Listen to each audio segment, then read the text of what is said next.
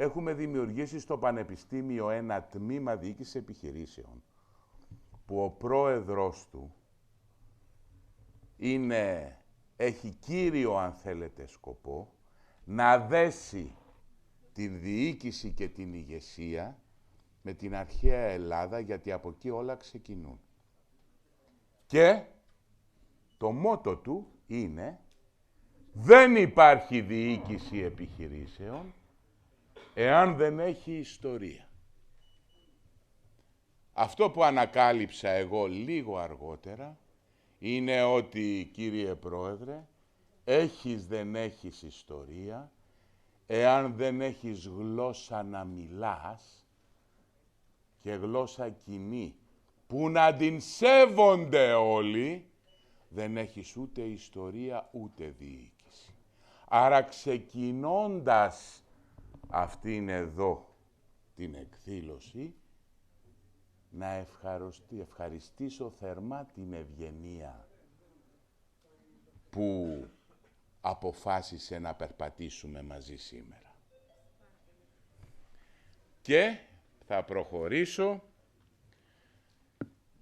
Αξιότιμε εκπρόσωπε του Μακαριωτάτου Αρχιεπισκόπου Αθηνών και πάσης Ελλάδος, Κυρίου Ιερονύμου, Αρχιμανδρίτη Σίδωρε Κάτσιε, αξιότιμε κύριε Πρίτανη, θα έρθει σε λίγο, αξιότιμη κυρία Αντιπρίτανης, αξιότιμοι καθηγητές από όλη την Ελλάδα και το εξωτερικό, αξιότιμοι προσκεκλημένοι, αγαπημένα μας παιδιά, γιατί έχουμε και τη νέα γενιά κοντά μας και ευτυχώς σας καλωσορίζω στην εκδήλωση. Να καλέσω τον εκπρόσωπο του Μακαριωτάτου για το χαιρετισμό.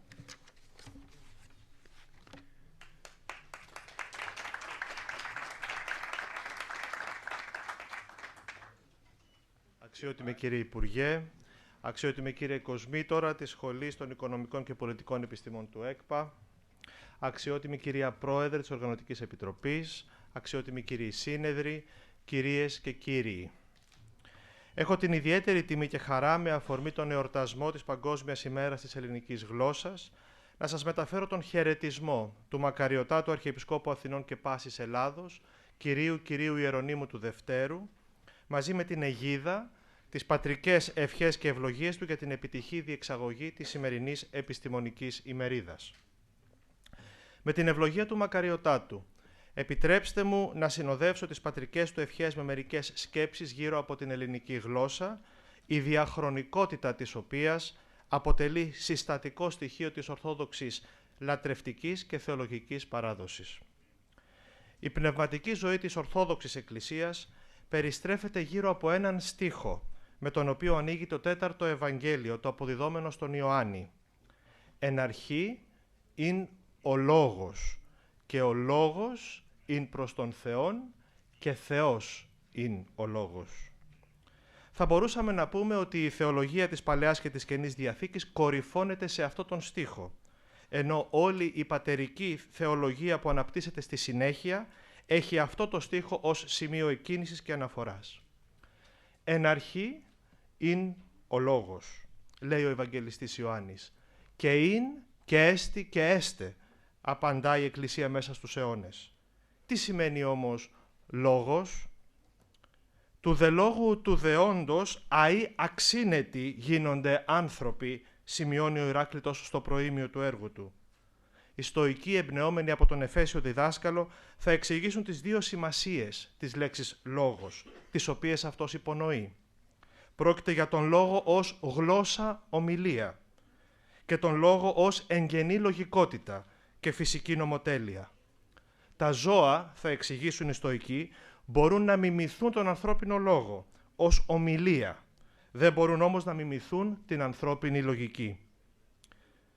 Η λογικότητα αποκρισταλώνεται επομένως ως το μυστικό περιεχόμενο της λέξης λόγος στην αρχαιότητα και συνάμα ως το διαχρονικό αίτημα της αρχαίας φιλοσοφίας. Στη λογικότητα των λόγων και των πράξεων εμφαίνεται το ίδιο του ανθρώπου, η εσωτερική εκείνη ιδιότητα που αντικατοπτρίζει στο επίπεδο των ανθρώπων τη μακροσκοπική λογική δομή που βρίσκεται πίσω από τα διαρκώς μεταβαλλόμενα φαινόμενα του ορατού σύμπαντος. Πρόκειται για διαισθητική σύλληψη που θα μείνει σταθερή σε όλη την ελληνική φιλοσοφική παράδοση, δίνοντάς μας τον περίφημο ορισμό του ανθρώπου ως ζώων λογικών θνητών. Αυτή η έννοια του λόγου παραμένει ακόμη και σήμερα καταστατική για το πεδίο ανθρώπινης δράσης που ονομάζουμε επιστήμη. Για πολλούς, η επιστήμη με κέντρο τη λογικότητα είναι το μέλλον της παιδείας και της ηγεσίας της ανθρωπότητας. Απέναντι σε αυτή την ερμηνευτική παράδοση του λόγου θα σταθεί ένας Γερμανός φιλόσοφος του περασμένου αιώνα, σκοτεινός και αμφίσιμος όσο και ο Εφέσιος διδάσκαλος. Πρόκειται για τον Μάρτιν Χάιντεγκερ, ο οποίος στην εισαγωγή του μνημειώδους έργου του Sein und Zeit, είναι και χρόνος, θυμίζει εμφατικά στον αναγνώστη ότι η πρωταρχική σημασία της λέξης λόγος δεν είναι λογικότητα, αλλά ομιλία. Λόγος σημαίνει την ίδια τη γλώσσα, η οποία ακατάπαυστα φανερώνει μια μέχρι τούδε άδειλη ως ακόμη μη υπομένη και άρα μη ειδωμένη πτυχή από την φύση των πραγμάτων. Με αυτή την αφετηρία, η ευρωπαϊκή σκέψη του 20ου αιώνα θα στραφεί πίσω στη γλώσσα, ως ορίζοντα της ανθρώπινης σκέψης, για να ξαναβρει ως ίδιον του ανθρώπου όχι πια τη λογικότητα, αλλά τη δημιουργική φαντασία, τη σκέψη ως ποίηση, ως δημιουργία. Λογική και ποίηση, επιστήμη και λογοτεχνία αναφύονται επομένως ως οι δύο σημασίες του αρχαιοελληνικού λόγου, άρα και ως ο νοηματικός ορίζοντας μέσα στον οποίο γεννιέται και ο ακρεφνής θεολογικός στοχασμός της Ιωάννιας κατεξοχήν ελληνικής ιεράς παράδοσης του «εν αρχή ειν ο λόγος». Διότι αν ο λόγος ως περιεχόμενο δηλώνει την ομοτέλεια του σύμπαντος, αφού πάντα δι' αυτού εγένετο, δεν πρέπει να ξεχνάμε ότι όλο το προήμιο του κατά Ιωάννη Ευαγγελίου είναι γραμμένο σε λόγο ποιητικό, λόγο απαγγελίας, σμιλεμένο με μεράκι στίχο-στίχο, συμπλέκοντας περιεχόμενο με μορφή, την επιστήμη με την τέχνη του λόγου. Η εποχή που έρχεται, και είναι ήδη εδώ, είναι η εποχή της τεχνητής νοημοσύνης. Οι σημερινές ευφυείς μηχανές μας συναγωνίζονται επάξια στη λογική, ενώ οι επερχόμενες υπερφυείς μηχανές αναμένεται να μας ξεπεράσουν δημιουργώντας νέα επιστήμη. Αν ήθελαν, θα μπορούσαν να μας ξεπεράσουν και στην τέχνη του λόγου. Όμως κάτι τέτοιο δεν θα έχει απολύτως κανένα νόημα για αυτές. Η ομορφιά της άοκνης συνέβρεσης του «α» με το «ο», η μνημονική παρήχηση του «μη» με τον «ι», η αγωνία του θανάτου που βρίσκεται κρυμμένη στο βρού του βρωτός και η ελπίς που ανατέλει από τον άνθρωπο ως φως με οξία. Κοντολογείς η γλώσσα ως τόπος του ήχου, τόσο του μελωδικού όσο και του άξεστου.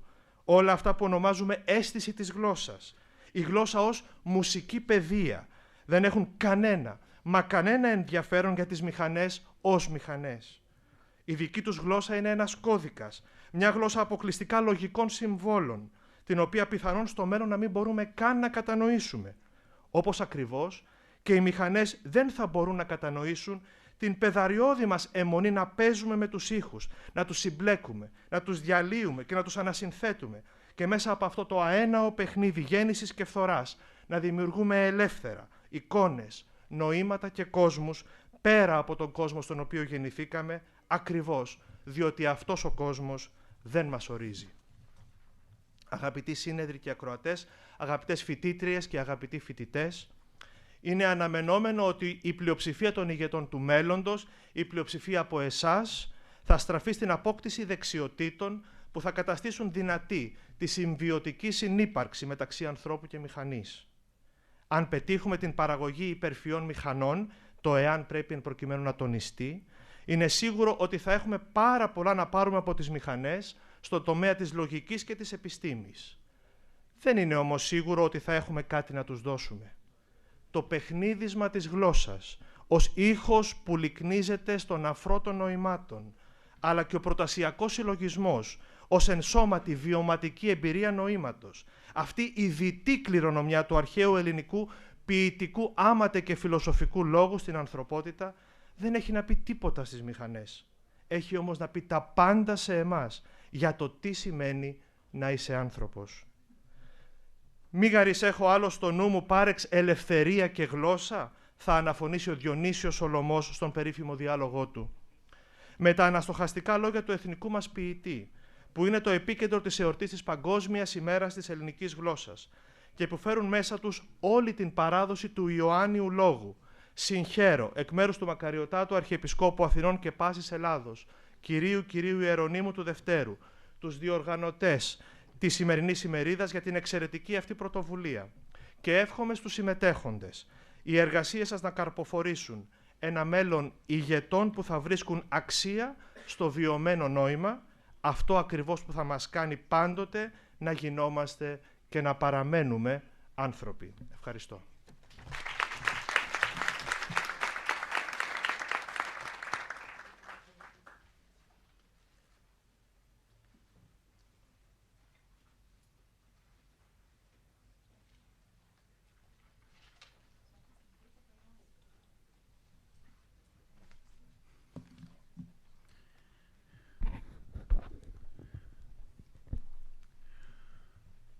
Ο πρίτανης μας ειδοποίησε ότι θα κατέβει λίγο αργότερα.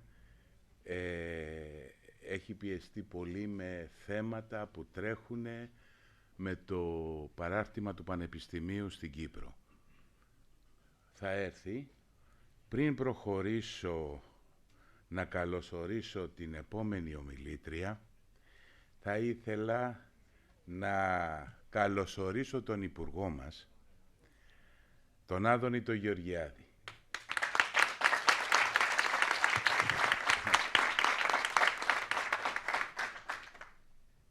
Εξαιτίας του έχουμε περισσότερες θέσεις καθηγητών στο πανεπιστήμιό μας, γιατί σε συνεννόηση με τον πρίτανή μας έδωσε θέσεις από το Υπουργείο του στην ιατρική και ο πρίτανής μας μετά αυτές που ήταν για την ιατρική τις μοίρασε στις υπόλοιπες σχολές και τμήματα. Η αλήθεια είναι ότι πάντα ο Άδωνης είχε ένα πάθος για τη γνώση, από παλιά. Τώρα, το να ζει με την ευγενία του έχει κλείσει την πόρτα να μην μπορεί να υποστηρίξει και την επιστημονική γνώση.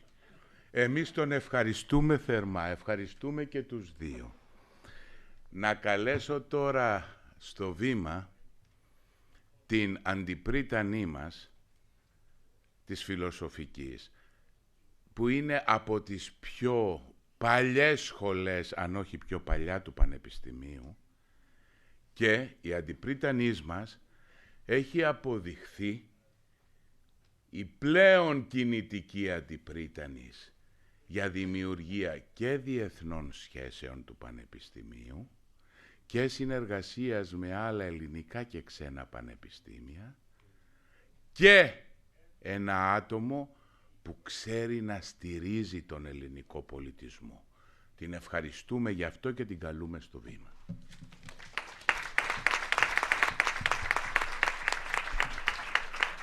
Αξιότιμε εκπρόσωπο του Αρχιεπισκόπου, του Μακαριοκαθάτου Αρχιεπισκόπου κ. Ιερονύμου, Αρχιμανδρίτη κ. Ισίδωρε, αξιότιμε κύριε Υπουργέ, αξιότιμη κύριε Κοσμήτωρα, ή μάλλον αξιότιμη κύριε Αντιπρίτανη, ήρθατε εκεί στη γωνία, κύριε Κοσμήτωρα. Τρύπωσε. Αξιότιμη κυρία Πρόεδρε της Οργανωτικής Επιτροπής, αγαπητές και αγαπητοί συνάδελφοι, εκλεκτοί μας προσκεκλημένοι, φοιτητές και φοιτήτριες, η σημερινή εκδήλωση διοργανώνεται με αφορμή την Παγκόσμια ημέρα της ελληνικής γλώσσας την ερχόμενη Δευτέρα.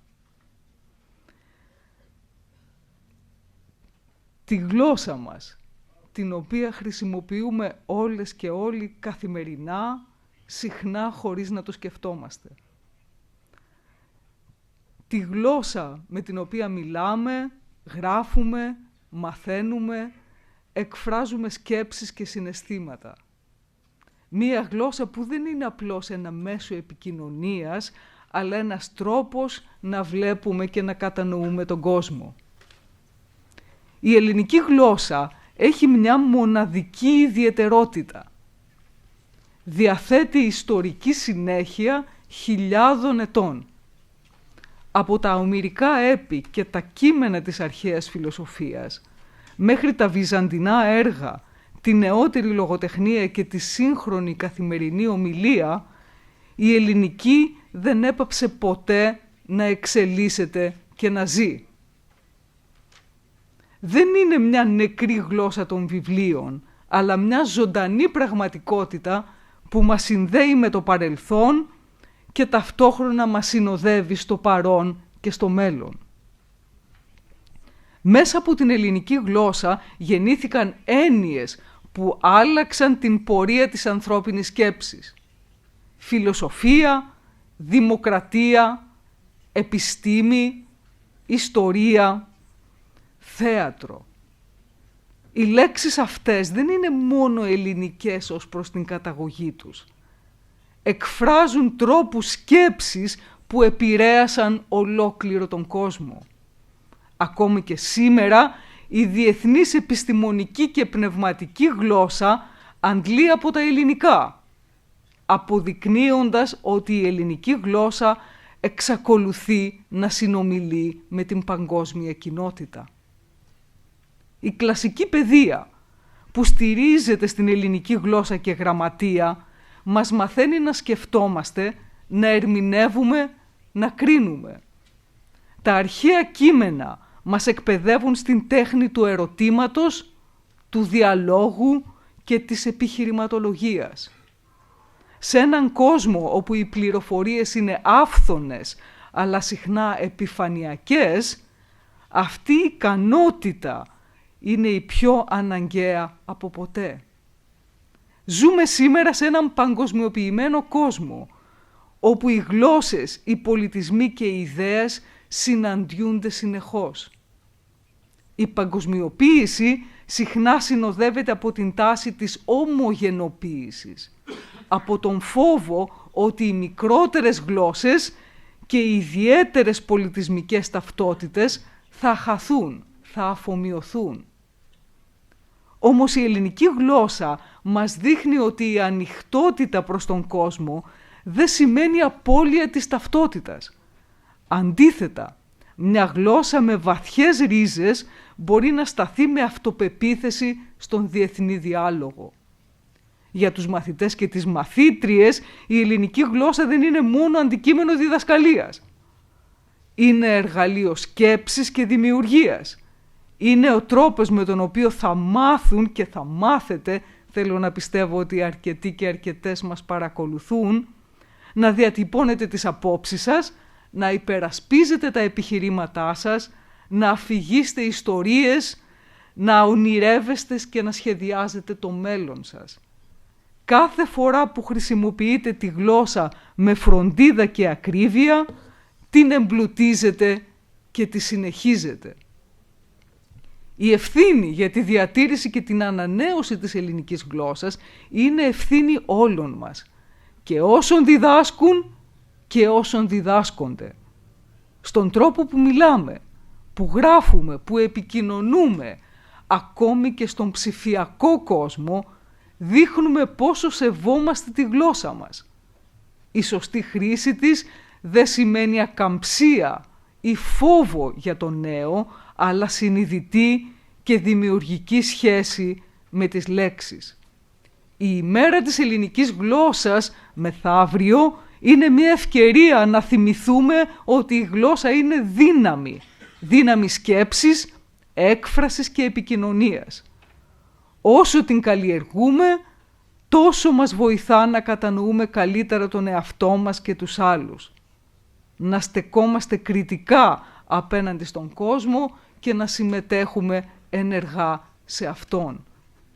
Η σημερινή ημερίδα, η οποία είναι αφιερωμένη στη διαχρονική, σταθερή αξία της αρχαίας ελληνικής και τη σύνδεσή της με την ηγεσία, αποτελεί απόδειξη της άρρηκτης, αν και συχνά μη ορατής σχέσης της κλασικής παιδείας με την ατομική και συλλογική πρόοδο.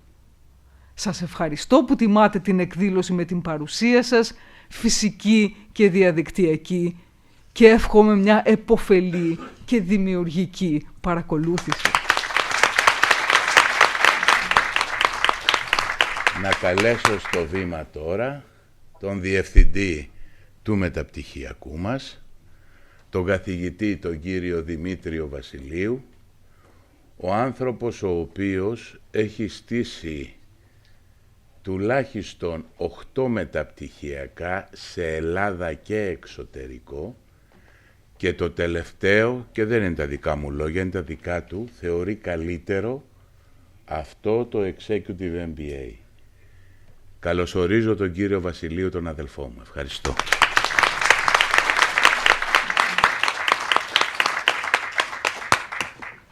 Αξιότιμε κύριε εκπρόσωπε του Μακαριωτάτου Αρχιεπισκόπου Αθηνών και Πάσης Ελλάδος.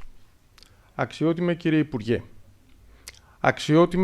Αξιότιμη κύριε Αντιπριτάνης. Αξιότιμε κύριε Κοσμήτορα. Αξιότιμοι κύριοι καθηγητές. Αξιότιμοι προσκεκλημένοι κυρίες και κύριοι. Με ιδιαίτερη χαρά και τιμή σας καλωσορίζω εκ μέρους του Executive MBA του Εθνικού και Καποδιστριακού Πανεπιστημίου Αθηνών στη σημερινή επιστημονική ημερίδα με τίτλο «Τα Αρχαία Ελληνικά στην Παιδεία και την Ηγεσία του Μέλλοντος». Ως Διευθυντής του Μεταπτυχιακού μας Προγράμματος, θα ήθελα να υπογραμμίσω ότι η σημερινή εκδήλωση εκφράζει με τον πιο ουσιαστικό τρόπο τον χαρακτήρα και τον προσανατολισμό του Executive MBA, ένα πρόγραμμα που συνδυάζει τη σύγχρονη διοίκηση επιχειρήσεων με τη βαθιά αντίληψη για το ρόλο της παιδείας, της γλώσσας και της πολιτισμικής μας κληρονομιάς στη διαμόρφωση ηγετών. Για εμάς, η ηγεσία δεν εξαντλείται σε εργαλεία, τεχνικές και μεθοδολογίες. Είναι πρωτίστως στάση ζωής, τρόπος σκέψης και αξιακό πλαίσιο. Η αρχαία ελληνική γλώσσα και γραμματεία αποτελούν ακριβώς αυτό το θεμέλιο.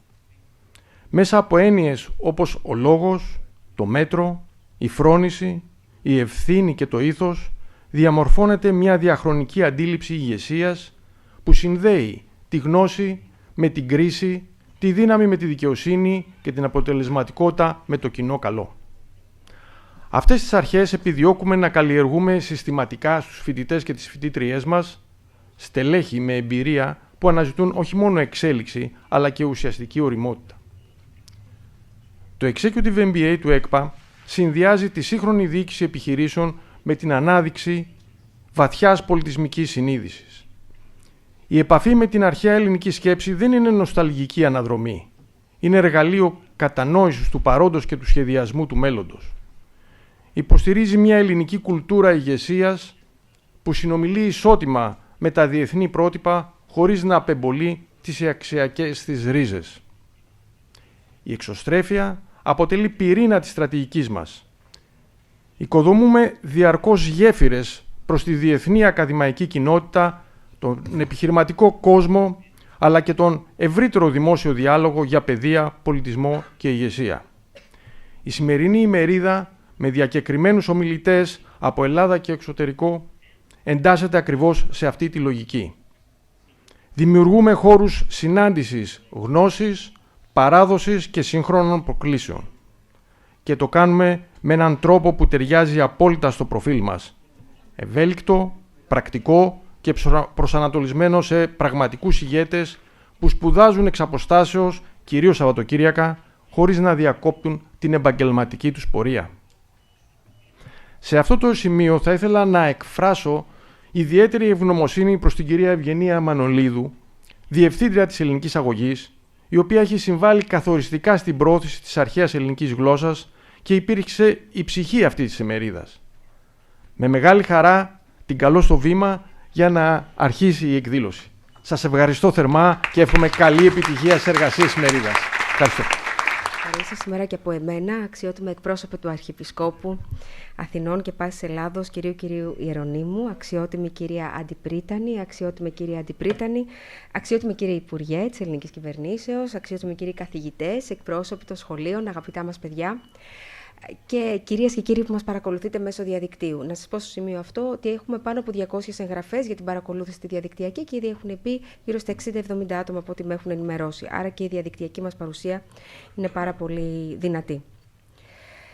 Αφού σας ευχαριστήσω και εγώ, θα ήθελα να ξεκινήσω την σημερινή μας ημερίδα καλώντας στο βήμα για ένα σύντομο χαιρετισμό τον εκτελεστικό αντιπρόσωπο και διευθύνοντα σύμβουλο της εταιρείας Ευρώπη Ασφαλιστική και πρώην Αντιδήμαρχο Αθηναίων, κύριο Νικόλαο Μακρόπουλο. Η Ευρώπη Ασφαλιστική ανέλαβε την πλήρη υποστήριξη της σημερινής εκδήλωσης και σας ευχαριστούμε πάρα πολύ, κύριε Μακρόπουλο, για αυτό. Παρακαλώ για το χαιρετισμό σας. Ευχαριστώ πάρα πολύ.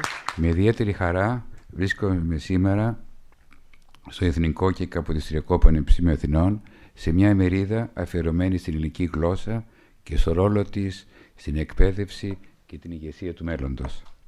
Η παρουσία μου εδώ, καθώς και η στήριξη της εκδήλωσης από την Ευρώπη Ασφαλιστική, εκφράζουν μια σταθερή πίστη στην αξία της παιδείας ως θεμέλιο της κοινωνικής και θεσμικής πρόοδου.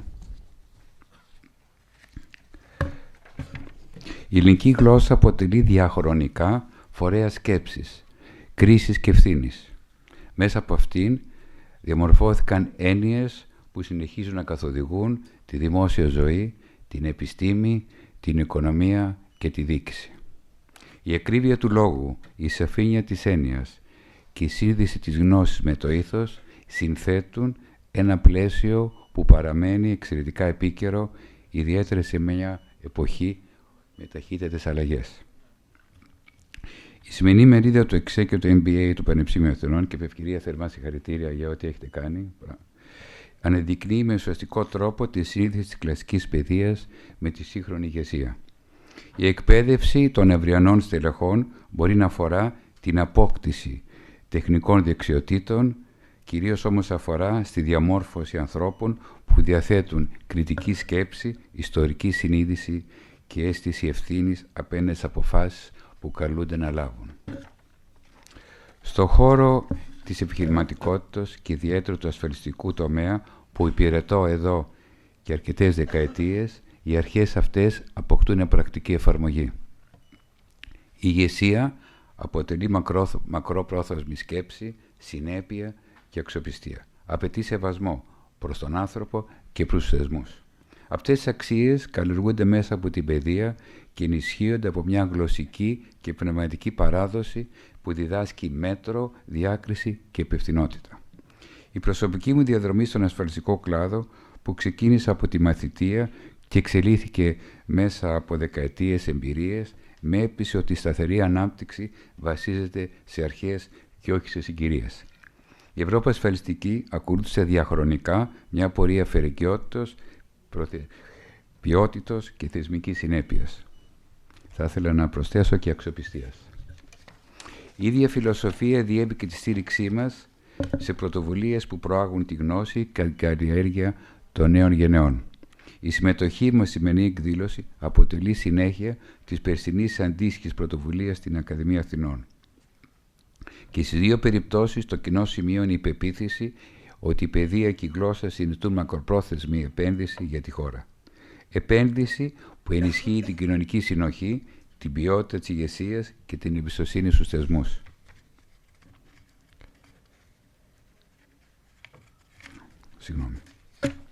Θα ήθελα να συγχωρώ θερμά τους οργανωτές, τους διακεκριμένους ομιλητές και όλοι όσους συνέβαλαν στην πραγματοποίηση της σημερινής ημερίδας.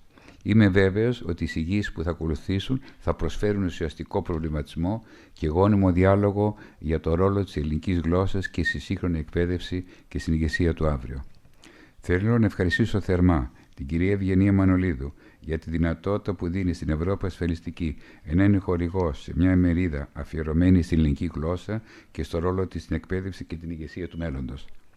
Η Ευρώπη Ασφαλιστική θα συνεχίζει να στηρίζει δράσεις που συνδέουν την παιδεία με την ευθύνη και τη μακροπρόθεσμη προοπτική. Σας ευχαριστώ θερμά και εύχομαι κάθε επιτυχία στις εργασίες. Να είστε όλοι καλά. Ευχαριστούμε θερμά τον κύριο Μακρόπουλο για όλη του τη στήριξη διαχρονικά. Η ελληνική γλώσσα και ο ελληνικός πολιτισμός συνεχίζουν να ζουν και να ανανεώνονται μέσα από θεσμούς που συνδέουν την παράδοση με τη σύγχρονη κοινωνία και την επιχειρηματικότητα. Με ιδιαίτερη χαρά καλώ στο βήμα την κυρία Σοφία Κουνενάκη Εφρέμογλου, εκτελεστική αντιπρόεδρο του Διοικητικού Συμβουλίου του Ιδρύματος Μίζωνος Ελληνισμού και πρώτη αντιπρόεδρο του Εμπορικού και Βιομηχανικού Επιμελητηρίου Αθηνών. Σας ευχαριστούμε πολύ για την παρουσία σας σήμερα. Αξιότιμε εκπρόσωπε του Μακαριωτάτου, αξιότιμε κύριε Υπουργέ, κύριε Αντιπρίτανη, κύριε Κοσμήτορα, εκλεκτοί προσκεκλημένοι, κυρίες και κύριοι. Είναι ιδιαίτερη χαρά και τιμή να βρίσκομαι σήμερα ανάμεσά σας σε μια ημερίδα που δεν προσεγγίζει τα αρχαία ελληνικά ως ένα μουσιακό κοιμήλιο του παρελθόντος, αλλά ως ένα ζωντανό εργαλείο σκέψης και έναν ουσιαστικό οδηγό για την ηγεσία του 21ου αιώνα. Η Παγκόσμια ημέρα ελληνικής γλώσσας αποτελεί αφορμή όχι μόνο για εορτασμό, αλλά και για αναστοχασμό. Η γλώσσα μας δεν είναι απλώς ένας κώδικας επικοινωνίας. Είναι τρόπος κατανόησης του κόσμου και πλαίσιο μέσα στο οποίο διαμορφώνεται η σκέψη. Τα αρχαία ελληνικά, με την ενιολογική τους ακρίβεια και τη δομημένη λογική τους, μας εκπαιδεύουν στη σαφήνεια του λόγου και στην ευθύνη της επιχειρηματολογίας. Σε μια εποχή σύνθετων προκλήσεων, η ακρίβεια στο λόγο δεν αποτελεί απλώς επικοινωνιακή αρετή, αλλά βασικό στοιχείο αξιόπιστης ηγεσίας και συνεκτικών αποφάσεων.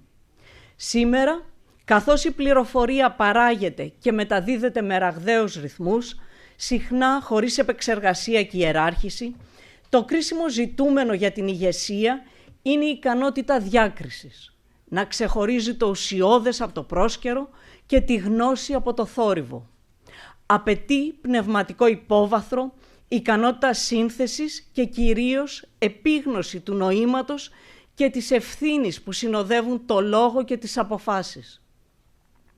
Η ταχύτητα δεν μπορεί να υποκαταστήσει την κρίση, ούτε η ποσότητα της πληροφορίας να αντικαταστήσει τη γνώση. Αυτή ακριβώς η πεποίθηση ότι η ιστορική γνώση πρέπει να παραμείνει προσβάσιμη, επίκαιρη και λειτουργική, βρίσκεται στον πυρήνα της αποστολής του Ιδρύματος Μίζωνος Ελληνισμού. Στο Ίδρυμά μας δεν περιοριζόμαστε στη διατήρηση της μνήμης, αλλά επιδιώκουμε τη ζωντανή μεταλαμπάδευσή της. Αξιοποιούμε τις σύγχρονες ψηφιακές τεχνολογίες και τις εφαρμογές εικονικής πραγματικότητας όχι ως αυτό σκοπό, αλλά ως εργαλεία κατανόησης, ως γέφυρες που επιτρέπουν στην κλασική σκέψη να μετατραπεί σε σύγχρονη βιωματική εμπειρία. Με αυτόν τον τρόπο η γνώση πάβει να είναι στατική πληροφορία και γίνεται ενεργό εφόδιο για τη νέα γενιά και ιδίως για εκείνους που καλούνται να αναλάβουν ρόλους ευθύνης.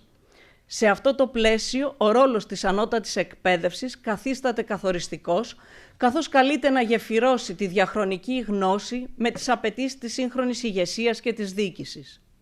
Από τη δική μου εμπειρία, τόσο στον επιχειρηματικό χώρο, όσο και μέσα από τη μακρόχρονη ενασχόλησή μου με θεσμικούς οργανισμούς και συλλογικά σχήματα εκπροσώπησης της επιχειρηματικότητας, με προεξέχον φυσικά το ΕΒΑ, γίνεται σαφές ότι η αποτελεσματική διοίκηση δεν δοκιμάζεται σε ιδανικές συνθήκες, αλλά στην πράξη.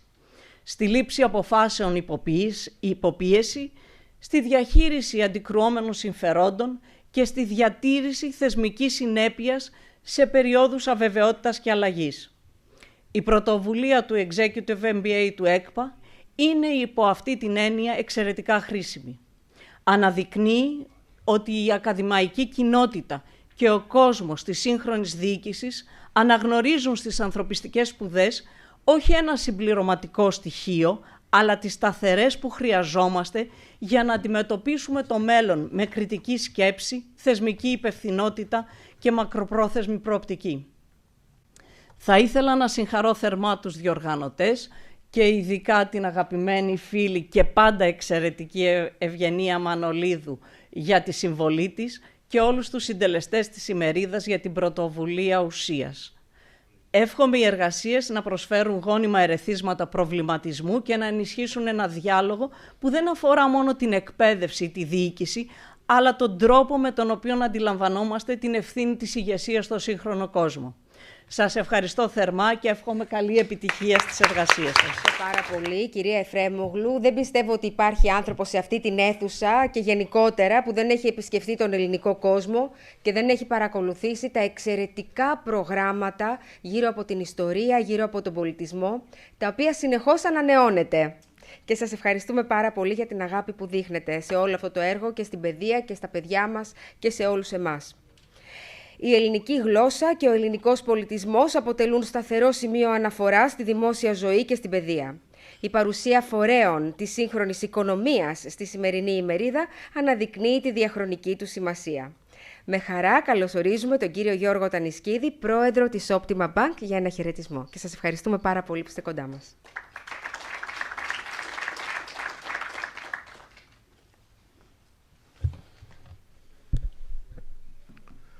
Αγαπητοί φίλοι, Δευτέρα 9 Φεβρουαρίου, μία καταπληκτική μέρα.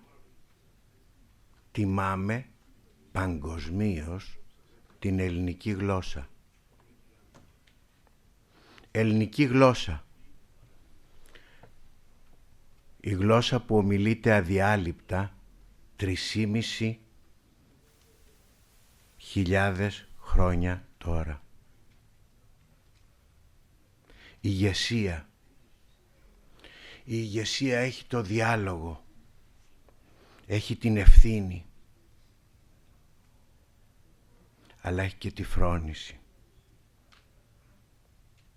Και διάλεξα 2 φυσιογνωμίες να σας υπενθυμίσω πόσο σημαντικές ήταν και στη γλώσσα και στην ηγεσία. Ο Περικλής ήξερε ότι είναι σημαντικά τα τείχη, σημαντικά τα όπλα για μια πόλη. Αλλά ήξερε και ότι η δύναμη της κοινωνίας βασίζεται στην παιδεία, στο δημόσιο λόγο, στην ποιότητα της σκέψης. Και μετά το πρώτο έτος του Πελοποννησιακού πολέμου, οι Αθηναίοι απεφάσισαν να τιμήσουν τους νεκρούς τους. Και εξεφώνησε ένα καταπληκτικό λόγο, τον επιτάφιο. Τον μαθαίναμε, ξέρετε, από το κείμενό του. Και όταν φτάναμε στο εδάφιο που έλεγε «Φιλοκαλούμεν τεγάρ μετευτελείας και φιλοσοφούμεν άνευ μαλακίας», όλη η τάξη χαχάνιζε. Τι λέει όμως λίγο ακόμα πια παρακάτω? Κάτι που θα σας συνιστούσα να το σκέφτεστε πια σε όλη τη ζωή σας. Λέει ότι εσείς Αθηναίοι είσαστε καλύτεροι από τους υπόλοιπους Έλληνες. Γιατί λέει όταν έχετε ντέρτη στην καρδιά, φροντίζετε να μην έχετε σκυθροπήν την όψη για να μην σας δει ο γείτονας και στενοχωρηθεί κι αυτός. Καταπληκτική ρίση. Ο Μέγας Αλέξανδρος. Ο Μέγας Αλέξανδρος πήγε στα πέρατα της οικουμένης, χρησιμοποίησε τη γλώσσα για να ενώσει όλους αυτούς τους λαούς, Αλεξανδρινή κοινή, τα αγγλικά της τότε εποχής. Όλοι μιλούσαν ελληνικά.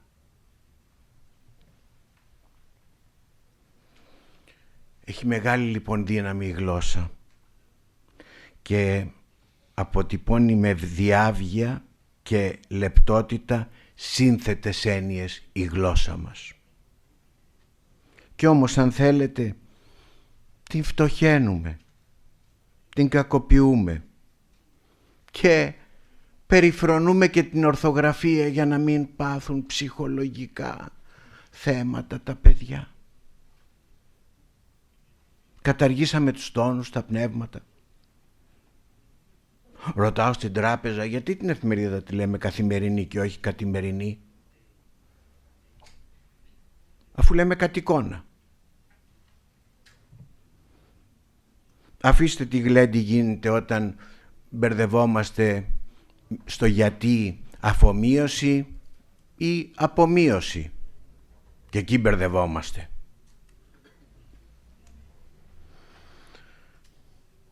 Είπε πρόσφατα η Μαρία Ευθυμίου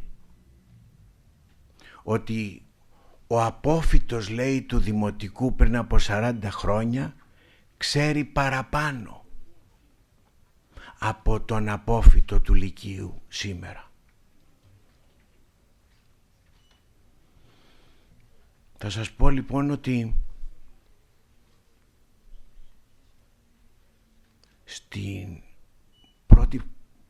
στην πρώτη μου αντίδραση είπα υπερβάλλει. Και μετά σκέφτηκα ότι πριν από 55 χρόνια στην Πέμπτη Δημοτικού είχα έναν δάσκαλο, ένα παιδαγωγό, τον Γεώργιο Νικολόπουλο. Θυμάμαι μας είχε βάλει ένα καταπληκτικό θέμα εκθέσεως μετά τη φουρτούνα η γαλήνη.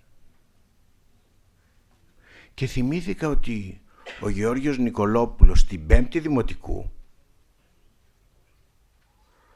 μας έμαθε ένα μνημονικό κανόνα που τον θυμάμαι 55 χρόνια μετά.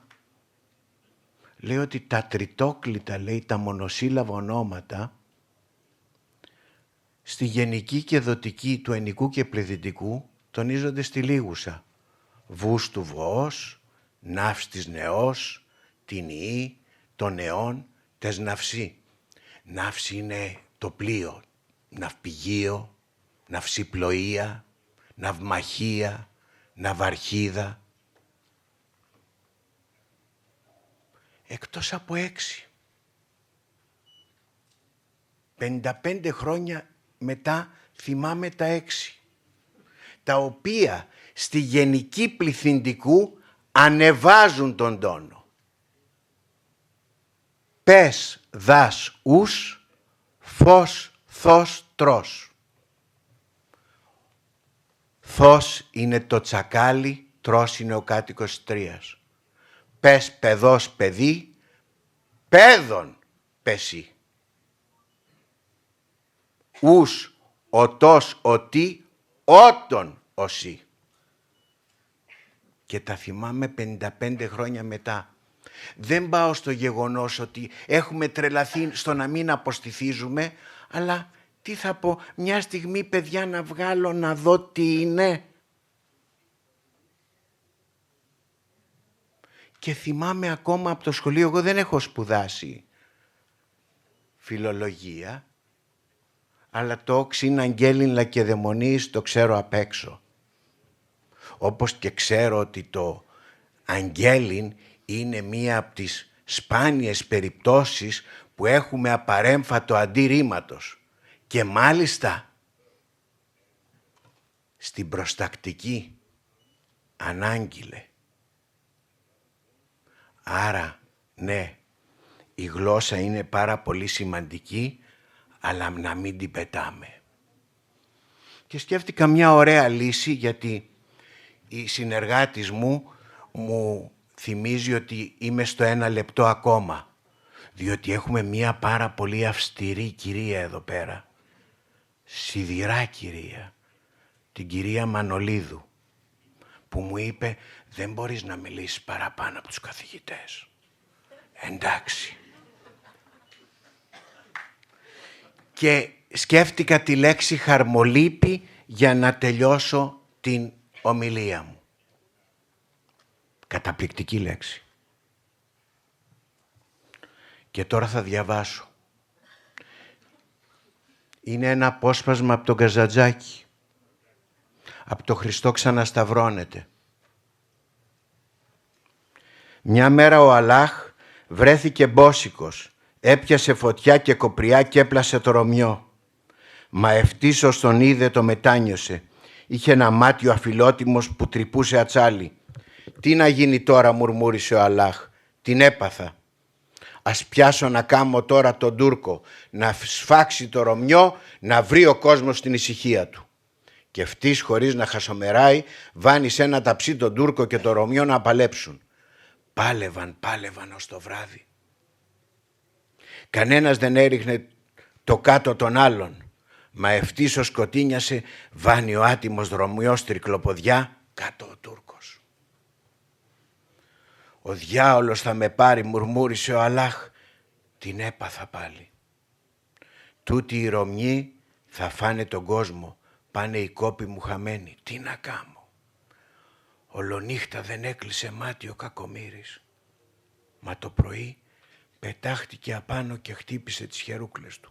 «Βρήκα, βρήκα», φώναξε. Έπιασε πάλι φωτιά και κοπριά και έφτιαξε έναν άλλο Ρωμιό. Και τους έβαλε στο ταψί να παλέψουν. Άρχισε το πάλεμα. Τρικλοποδιά ο ένας, τρικλοποδιά και άλλος. Μπιχτές ο ένας, μπιχτές και ο άλλος. Μπαμπεσιά ο ένας, μπαμπεσιά και ο άλλος. Πάλευαν, πάλευαν. Έπεφταν, σηκώνονταν, πάλευαν πάλι, ξανά πέφταν. Ξανασηκώνονταν, πάλευαν. Και ακόμα παλεύουν. Και έτσι ο κόσμος βρήκε την ησυχία του. Σας ευχαριστώ πολύ. Πάρα πολύ. Μακάρι να έχουμε το χρόνο να σας ακούγαμε μέχρι το τέλος. Ευχαριστούμε πάρα πολύ.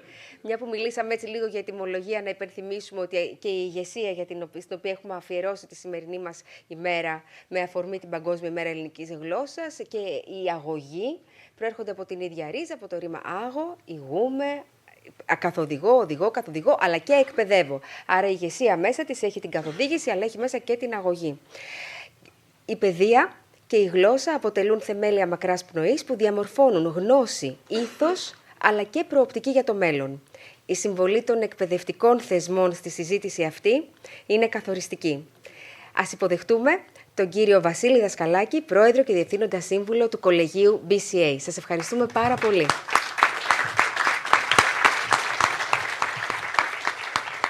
Καλημέρα σας. Αξιότιμοι και εκπρόσωποι του Αρχιεπισκόπου.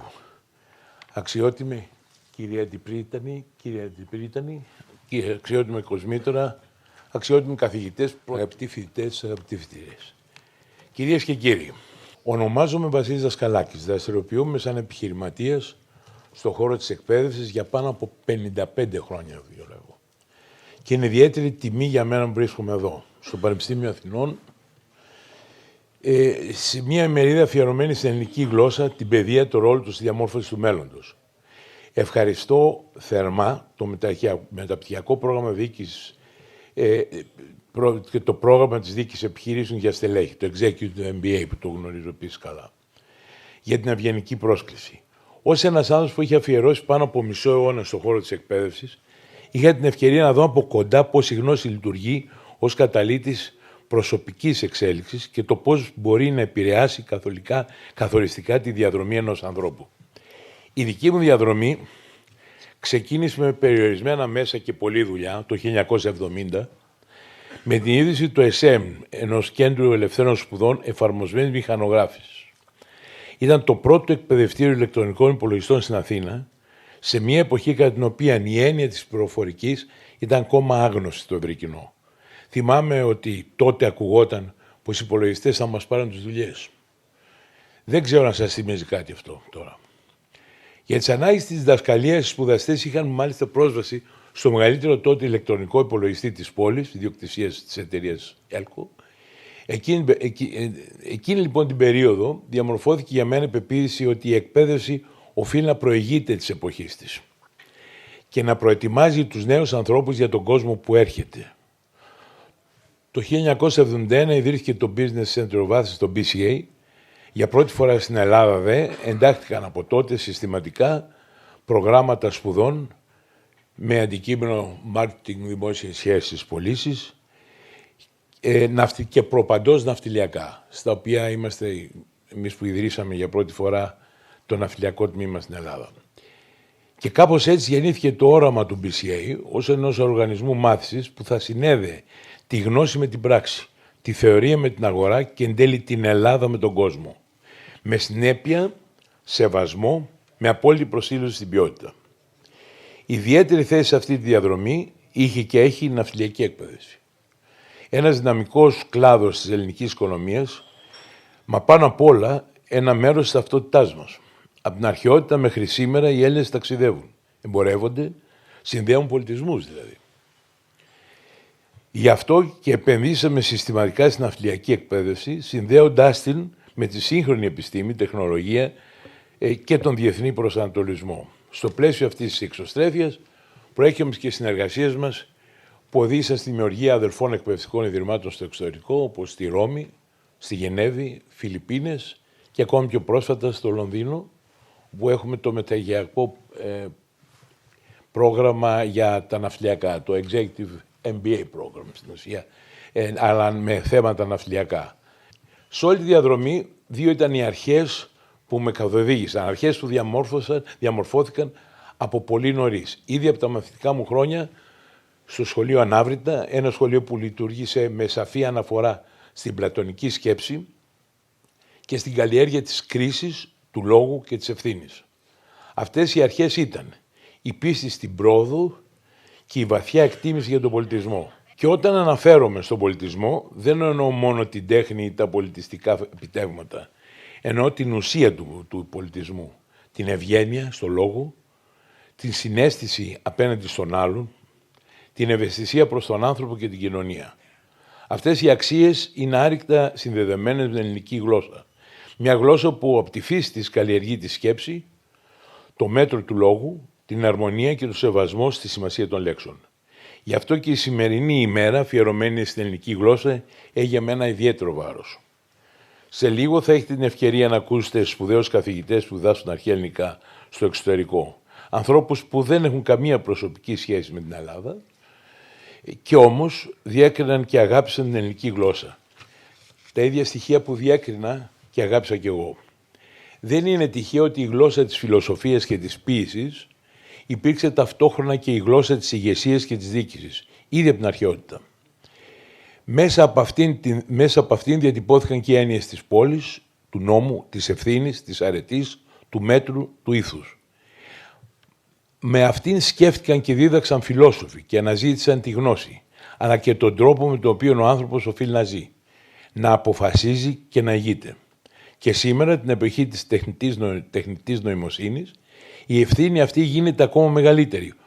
Όσο η τεχνολογία εξελίσσεται και αυτοματοποιεί την διαδικασία της πληροφορίας, τόσο πιο αναγκαίο καθίσταται η καλλιέργεια της σκέψης, της κρίσης και του ήθους. Η ελληνική γλώσσα ως γλώσσα δομημένων εννοιών και απαιτητικού λόγου μπορεί να λειτουργήσει ως αντίβαρο και ως οδηγός, βοηθώντας μας να χρησιμοποιούμε τα νέα εργαλεία με επίγνωση, μέτρο και ευθύνη. Η εποχή που ζούμε θυμίζει έντονα τα πρώτα βήματά μου, το 1970, όταν βρεθήκαμε μπροστά στον πρώτο ηλεκτρονικό υπολογιστή, μεγάλο ηλεκτρονικό υπολογιστή. Τότε ο ηλεκτρονικός ήταν περίπου, έπαιρνε χώρο όλο αυτός ο χώρος εδώ, αυτό που σήμερα το έχετε στο τηλέφωνό σας. Βρεθήκαμε λοιπόν μπροστά στον ηλεκτρονικό υπολογιστή, αυτό μου θύμισε, βαδίζουμε και πάλι λοιπόν προς το άγνωστο, σε μια εποχή γεμάτη προκλήσεις, ταχύτητα και απρόβλεπτες εξελίξεις. Και μέσα σε αυτή την πορεία έχει μεγάλη σημασία να θυμόμαστε ποιοι είμαστε και από πού ερχόμαστε. Βλέποντάς σας σήμερα εδώ και σε αυτόν τον ναό της γνώσης και της επιστήμης και γνωρίζοντας ότι πολλοί νέοι άνθρωποι μας παρακολουθούν, ταυτοχρόνως μέσω διαδικτύου, σας λέω με εντιμότητα ότι αν χρειαζόταν θα τα έκανα όλα έτσι από την αρχή όπως τα είχα κάνει, βασιζόμενος στην ελληνική παιδεία. Ευχαριστώ.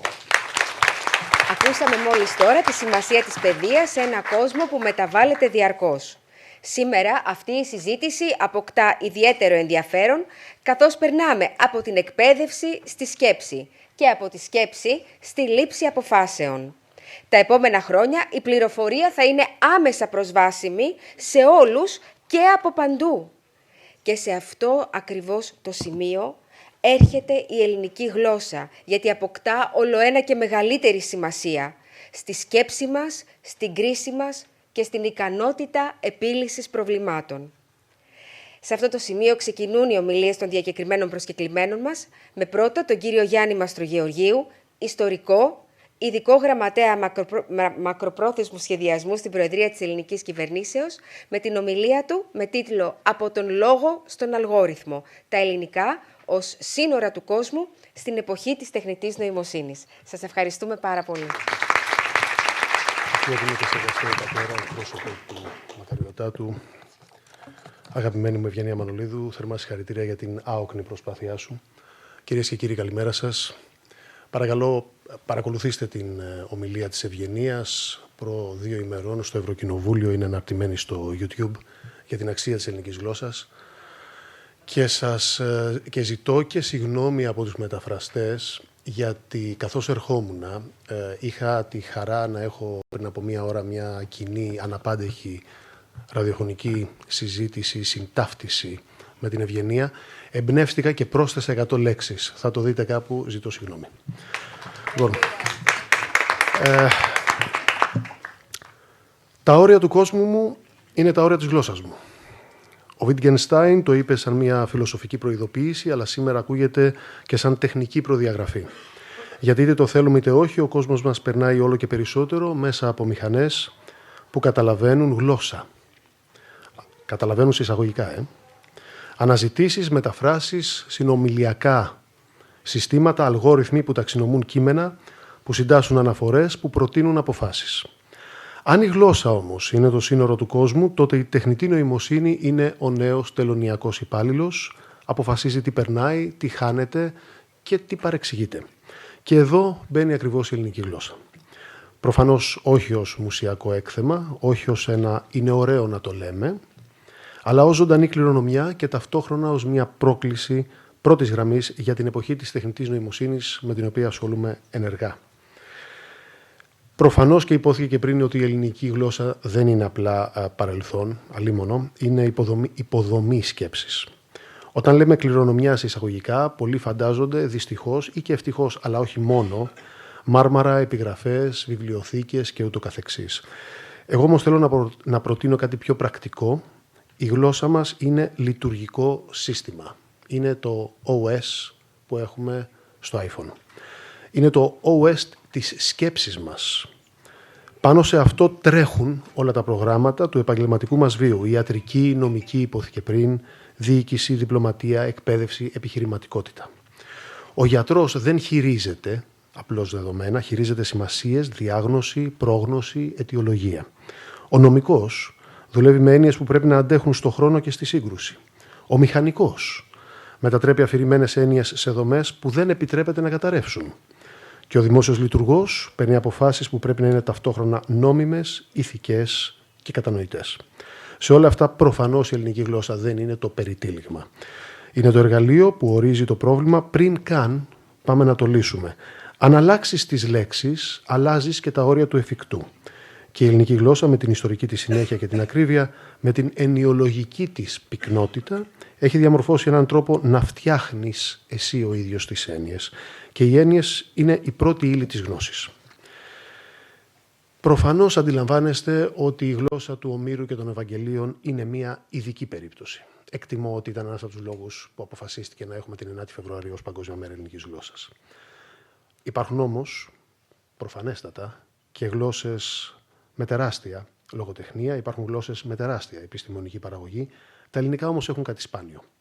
Μια αλυσίδα κειμένων που διαπερνά αιώνες, αλλάζει μορφές, χωρίς να κόβεται η ψυχική και νοηματική συνέχεια. Ο Όμηρος δεν είναι απλώς ένα αρχαίο κείμενο. Είναι ένας τρόπος να δεις την ανθρώπινη κατάσταση. Τιμή, μοίρα, θυμός, επιστροφή, τραύμα. Τα Ευαγγέλια δεν είναι απλώς θρησκευτικό κείμενο. Είναι ένας ολόκληρος κόσμος που μιλά για το πρόσωπο, τη σχέση, την αγάπη, τη συγχώρεση. Ελπίδα με έναν τρόπο συμπυκνωμένο, καθολικό και έναν παράξενα τεχνολογικά συμβατό, επιτρέψτε μου να πω κάποιες φορές, δηλαδή μικρές φράσεις, βαθιά σημασία και πολλαπλές αναγνώσεις. Αυτό το δίπολο, ο ομηρικός κόσμος, ευαγγελική ελληνιστική κοινή, είναι μια σχολή νοήματος. Και η τεχνητή νοημοσύνη, όπως χτίζεται σήμερα, είναι μηχανή πάνω στο νόημα. Άρα τα ελληνικά δεν είναι απλώς ένα dataset ακόμα, είναι τεστ νοημοσύνης. Συγγνώμη, κύριε μεταφραστά, τώρα ήταν η παρέμβαση της κυρίας Μανολίδου, παρακαλώ σε εκείνη το χρεώνεται. Και εδώ χρειάζεται μια κρίσιμη διευκρίνηση. Η γλώσσα δεν είναι απολύθωμα. Είναι ζωντανός οργανισμός, εξελίσσεται, μετατοπίζεται, ξεχνά και θυμάται. Λέξεις αλλάζουν σημασία, άλλες αποδυναμώνονται, άλλες εξαφανίζονται, νέες γεννιούνται, για να περιγράψουν εμπειρίες που όμως πριν μπορεί να μην υπήρχαν. Αυτό σημαίνει κάτι πολύ απλό αλλά και άβολο για εμάς που διακονούμε και την τεχνητή νοημοσύνη. Το νόημα δεν βρίσκεται μόνο στο λεξικό, αλλά στη χρήση, στο ιστορικό συμβραζόμενο, στο τώρα. Αν ταΐσεις, όπως λέμε, ένα σύστημα τεχνητής νοημοσύνης μόνο με Όμηρο και Ευαγγέλια, θα σου μιλήσει άψογα για τη μοίρα, την αγάπη, αλλά προφανώς θα σκοντάψει, ίσως και επικίνδυνα, όταν του ζητήσεις να καταλάβει την ψηφιακή εργασία, την κύβερνοασφάλεια και την κοινωνική ρευστότητα του 21ου αιώνα. Η συνέχεια όμως της ελληνικής γλώσσας δεν είναι μια γραμμική αποθήκη. Είναι δυναμικό πεδίο μετασχηματισμών και αυτό κάνει την απόδοση της σωστής έννοιας από τα συστήματα τεχνητής νοημοσύνης εξαιρετικά δύσκολη σήμερα, γιατί τους ζητάμε να καταλάβουν όχι μόνο τι υπόθηκε, αλλά πότε, πώς και γιατί. Να πούμε όμως και μια όμοια αλήθεια, ότι τα συστήματα τεχνητής νοημοσύνης μπορεί να είναι ισχυρά, το βιώνετε όλοι, στο κινητό σας υπόθηκε πριν, αλλά συχνά είναι και γλωσσικά λίγο τεμπέλικα. Μαθαίνουν από τεράστιες ποσότητες δεδομένων ό,τι υπάρχει στο διαδίκτυο. Σας διαβεβαιώνω ότι έχει πλήρως σκραπαριστεί και ταϊστεί στον αλγοριθμό οτιδήποτε υπάρχει, και η ομιλία σου στο Ευρωκοινοβούλιο. Μαθαίνουν από τεράστιες λοιπόν ποσότητες κειμένου, όπου υπάρχει άφθονο, καθαρό, ομοιογενές κείμενο, που είναι προφανώς στα αγγλικά. Αυτό είναι ένα θέμα που πρέπει να το δούμε και το χειριζόμαστε κι εμείς για τα ελληνικά, για τον Greek LLM. Εκεί αποδίδουν καλύτερα. Όπου η γλώσσα είναι πλούσια, με ιστορικές αναφορές και παρελθόν και με πολλές μορφές, εκεί ζορίζονται. Και τα ελληνικά είναι ένα σημαντικό crash test για την τεχνητή νοημοσύνη. Έχουν μορφολογικό πλούτο, υπόθηκε πριν, έχουν κλίσεις, έχουν εγκλήσεις, μετοχές. Για μια μηχανή αυτό είναι ένα εκρηκτικό σύνολο παραλλαγών και πιθανών αλληλουχιών. Έχουν σημασιολογική πυκνότητα οι λέξεις που κουβαλάνε φιλοσοφικό βάθος. Λόγος, με λάμδα κεφαλαίο, δεν είναι word, είναι κόσμος. Αυτό η τεχνητή νοημοσύνη σήμερα δεν μπορεί να το κατανοήσει πλήρως. Έχουν ιστορική διαστρωμάτωση, άλλα ελληνικά του Ομήρου, άλλα της κλασικής Αθήνας, άλλα της Κινής, άλλα της Βυζαντινής και προφανώς άλλα τα σημερινά. Για ένα μοντέλο τεχνητής νοημοσύνης είναι σαν να του ζητάς να καταλάβει ταυτόχρονα διαφορετικές εκδόσεις του ίδιου λογισμικού και να μην τα μπερδεύει με άπειρες βιβλιοθήκες που βλέπει διαρκώς να εναλλάσσονται. Και αυτό είναι το κρίσιμο σημείο. Αυτή η δυσκολία όμως δεν είναι μειονέκτημα. Είναι τεστ ποιότητας για την εποχή της τεχνητής νοημοσύνης. Όποιος μπορεί να χτίσει συστήματα που σέβονται και κατανοούν ελληνικά υψηλής ακρίβειας, από διοικητική γλώσσα μέχρι πατερικά κείμενα, μπορεί να χτίσει συστήματα που σέβονται την ανθρώπινη πολυπλοκότητα εν γέννη. Εδώ λοιπόν θεωρώ ότι η τεχνητή νοημοσύνη σήμερα κινείται ανάμεσα σε δύο πειρασμούς. Ο πρώτος είναι ο πειρασμός της ευκολίας, αρκεί να φαίνεται ότι καταλαβαίνει. Ο δεύτερος είναι ο πειρασμός της εξουσίας. Αφού γράφει καλά, ας αποφασίσει κιόλας για εμάς. Η ελληνική όμως γλωσσική κληρονομιά μας τραβάει και μας λέει όχι, χρειαζόμαστε ακρίβεια, ερμηνεία, διάκριση. Στην ελληνική παράδοση έχουμε εργαλεία που είναι σχεδόν πρωτόκολλα ασφαλείας, όπως λέμε εμείς, απέναντι στην πλάνη. Έχουμε τη διάκριση ανάμεσα στο φαίνεστε και στο είναι. Η διαλεκτική όχι για να νικήσω, αλλά για να καθορίσω το νόημα. Η ερμηνευτική μας παράδοση. Το κείμενο έχει βάθος, συμφραζόμενα, πρόσωπα. Τρέχω λίγο για να μην πλατιάσω περαιτέρω και νομίζω ότι επειδή αφορά και την ηγεσία η σημερινή μας ημερίδα, ας δούμε και λίγο κάθε επαγγελματικό πεδίο. Στην υγεία, ελληνική ορολογία υπάρχει παντού, προφανώς όμως δεν αρκεί η ετυμολογία. Χρειαζόμαστε και τεχνητή νοημοσύνη που καταλαβαίνει ιατρικά κείμενα στα ελληνικά, εντοπίζει κινδύνους και βοηθά στην διοικητική αλάφρυνση των γιατρών, χωρίς όμως να εφευρίσκει μόνη της πράγματα. Στην εκπαίδευση το ίδιο μπορούμε να δώσουμε σε μαθητή έναν συναναγνώστη που τον βοηθά να διαβάσει Παπαδιαμάντη και Όμηρο, όχι γιατί είναι δύσκολα, αλλά γιατί του ανοίγει και μια διαφορετική πύλη σε άλλα νοήματα. Στον πολιτισμό, τις δημιουργικές βιομηχανίες, η ψηφιοποίηση, η διασύνδεση κειμένων μπορεί να αναδείξει το ελληνικό περιεχόμενο παγκόσμια. Και προφανώς και στην ίδια την τεχνολογία. Γιατί αν η Ελλάδα θέλει να είναι κάτι περισσότερο από χρήστης εργαλείων τεχνητής νοημοσύνης, πρέπει να επενδύσει στο γλωσσικό της κεφάλαιο ως τεχνολογική υποδομή. Η γλώσσα είναι ένα στρατηγικό asset για την Ελλάδα και όποιος την υποτιμά θα εισάγει software, αλλά κυρίως θα εισάγει και έναν τρόπο σκέψης και είναι λάθος. Τρέχω έτσι περαιτέρω για να μην πλατιάσω ακόμα και θα καταλήξω λέγοντας ότι η ελληνική, τα όρια της γλώσσας μας είναι και τα όρια της τεχνητής νοημοσύνης μας. Αν ο Wittgenstein λοιπόν είχε δίκιο, όπως ξεκίνησα, τότε σήμερα μπορούμε να κάνουμε μία μικρή προσθήκη, με σεβασμό βεβαίως και στο φιλόσοφο, και με λίγη τεχνολογική ειλικρίνεια. Τα όρια του κόσμου μας είναι τα όρια της γλώσσας μας και τα όρια της τεχνητής μας νοημοσύνης είναι τα όρια του τρόπου που τιμούμε, καλλιεργούμε και διδάσκουμε αυτή τη γλώσσα. Η γλώσσα του Ομήρου και των Ευαγγελίων δεν είναι απλώς κληρονομιά, είναι πρόκληση. Να φτιάξουμε τεχνολογία που να αντέχει στην πολυπλοκότητα, να σέβεται το νόημα και να υπηρετεί τον άνθρωπο. Και είναι πρόκληση να μετατρέψουμε το παρελθόν σε μέλλον, όχι με νοσταλγία, αλλά με δημιουργία, να κάνουμε την ελληνική μας γλώσσα όχι αντικείμενο θαυμασμού, αλλά εργαλείο ισχύως, γνωσιακής, πολιτισμικής και τεχνολογικής. Γιατί, κυρίες και κύριοι, επιτρέψτε μου να πω ότι στο κάτω-κάτω της γραφής, και επειδή έχουμε και νέους ανθρώπους εδώ μπροστά που μπορεί να έχουν έτσι μια έφεση περισσότερο ρομαντική και βολονταριστική, ο κόσμος δεν αλλάζει με τις μηχανές, αλλάζει με τις έννοιες και οι έννοιες γεννιούνται μέσα από τη γλώσσα. Ευχαριστώ.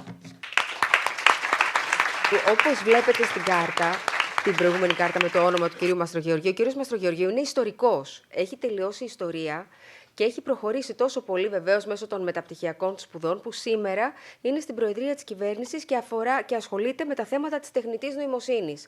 Αυτό το λέω γιατί υπάρχουν πολλά παιδιά που λένε «Μα γιατί να σπουδάσω ιστορία, γιατί να σπουδάσω αρχαία ελληνικά, γιατί να γίνω φιλόλογος, γιατί να πάω στη φιλοσοφική, αφού δεν θα βρω δουλειά».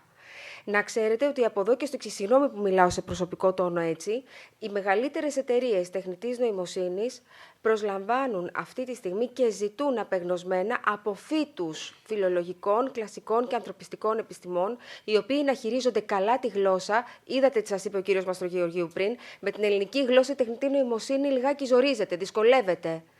Οι πτώσεις που έχουμε στη γλώσσα μας, οι χρόνοι που έχουμε και χρησιμοποιούμε, είναι κάτι που δεν υπάρχει στις ξένες γλώσσες. Κυρίως στα αγγλικά βεβαίως, που είναι η πρωταρχική γλώσσα που χρησιμοποιεί ο αλγόριθμος. Οπότε φανταστείτε τι πλεονέκτημα φοβερό δίνει η ελληνική γλώσσα σε εσάς, που είστε νέα παιδιά, ώστε όταν τη χρησιμοποιείτε σωστά και δομημένα, να μπορείτε να ανατρέπετε και να τροφοδοτείτε τα δεδομένα των αλγορίθμων της τεχνητής νοημοσύνης. Από εδώ και πέρα η γνώση θα είναι το πιο εύκολο πράγμα να έχει κανείς. Η πληροφορία, η γνώση μέσω της πληροφορίας. Η πληροφορία είναι στο χέρι του καθενός αυτή τη στιγμή που μιλάμε. Αυτοί που θα ξεχωρίσουν είναι αυτοί που θα πάρουν την πληροφορία και θα μπορούν να την αναπτύξουν, θα μπορούν να διεισδύσουν, θα μπορούν να καταλάβουν το νόημα πίσω από τις λέξεις. Σας ευχαριστώ πάρα πολύ. Εδώ ολοκληρώνεται το πρώτο μέρος αυτής της ημερίδος. Μπορείτε να κάνετε έτσι ένα μικρό διάλειμμα και επανερχόμαστε αμέσως μετά για τις κυρίως εισηγήσεις των ομιλητών μας. Σας ευχαριστώ πάρα πολύ. Πριν καλέσω τους αγαπημένους μου συναδέλφους στο βήμα, θα τολμήσω να κάνω μια μικρή διόρθωση στην Ευγενία. Ευγενία μου, υπάρχουν καθηγητές διοίκησης επιχειρήσεων που κάνουν μάθημα μέσα από τα αρχαία ελληνικά. Λοιπόν, παράδειγμα, ο Δημήτρης Οθωμάκος, ο πρόεδρος του τμήματος, διδάσκει την ηγεσία και τη στρατηγική μέσα από τους αρχαίους συγγραφείς. Λοιπόν, είναι πολλοί αυτοί οι οποίοι για την ακρίβεια προσπαθούν να ενώσουν τις επιστήμες με τις ρίζες τους, τα αρχαία ελληνικά, και όσοι δεν τα καταφέρνουν γιατί εξειδικεύτηκαν, δεν σημαίνει ότι ξέχασαν τις ρίζες τους. Μάλλον μας και σας ζηλεύουν. Να καλέσω στο βήμα τώρα τον αντιπρίτανη Οικονομικών του Πανεπιστημίου μας και καθηγητή του τμήματός μας, τον κύριο Άρη Σάμητα, για ένα χαιρετισμό. Άρη μου.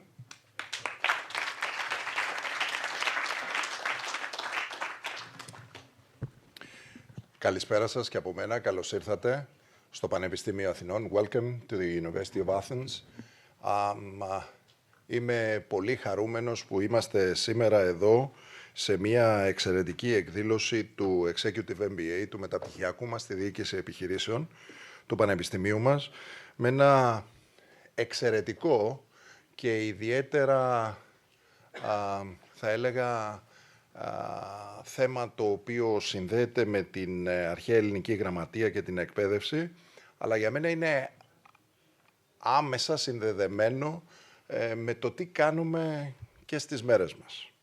Καταρχήν θα ήθελα να χαιρετήσω τους διοργανωτές της εκδήλωσης για αυτή την πολύ ωραία πρωτοβουλία, το μέλος του Συμβουλίου του Ιδρύματος, τον κοσμήτορά μας, όλους τους εκλεκτούς προσκεκλημένους, τον πρόεδρο του τμήματος, βλέπω αγαπητούς συναδέλφους εδώ πέρα, εξαιρετικές προσωπικότητες, οι οποίοι οφείλω να πω ότι τα αρχαία ελληνικά τα χρησιμοποιούν και τα χρησιμοποιούν σε σύγχρονα μαθήματα MBA και τα χρησιμοποιούν τη στιγμή που θέλουν να διδάξουν οικονομικά.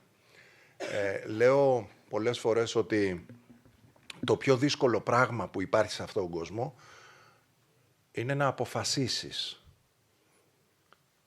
Για να διοικήσεις πρέπει να ξέρεις να αποφασίζεις. Για να κάνεις ηγεσία σημαίνει μπορώ να αποφασίζω εύκολα, να έχω εργαλεία. Εμείς λοιπόν στηριζόμαστε στους αρχαίους Έλληνες. Ο Δημήτρης ο Θωμάκος έχει κάνει τεράστια δουλειά πάνω σε αυτό το θέμα, με αποτέλεσμα να λάβουμε αυτές τις αποφάσεις και στο σωστό χρόνο και να είναι οι ίδιες σωστές. Γιατί μία απόφαση, αν έχει το σωστό χρόνο αλλά δεν είναι η ίδια σωστή, δεν μας κάνει. Αν είναι σωστή και έχουμε χάσει το χρόνο, πάλι δεν μας κάνει. Μας βοηθούν οι αρχαίοι Έλληνες, ο Ξενοφών, σε όλη αυτή τη διαδικασία. Υπάρχει σύνδεση των αρχαίων ελληνικών με τα σύγχρονα οικονομικά και ειδικά στο κομμάτι του decision making, να πάρουμε αποφάσεις. Σας απαντώ λοιπόν ότι η σύνδεση είναι άμεση. Εμείς στο τμήμα μας, στο τμήμα Διοίκηση Επιχειρήσεων του Πανεπιστημίου Αθηνών, αυτό το καλλιεργούμε με εξαιρετικούς συναδέλφους. Εγώ δεν θα πω περισσότερα υπό την έννοια ότι θα ακούσετε λεπτομέρειες παρακάτω. Να σας καλωσορίσουμε στο Πανεπιστήμιο Αθηνών, το αρχαιότερο και ιστορικότερο πανεπιστήμιο της χώρας, και μαζί με αυτή την ιστορία να ακούσουμε με πολύ μεγάλη περιέργεια τη σύνδεση των αρχαίων ελληνικών στην εκπαίδευση και την ηγεσία του μέλλοντος, όχι μόνο του παρελθόντος. Ευχαριστώ πάρα πολύ που ήρθατε.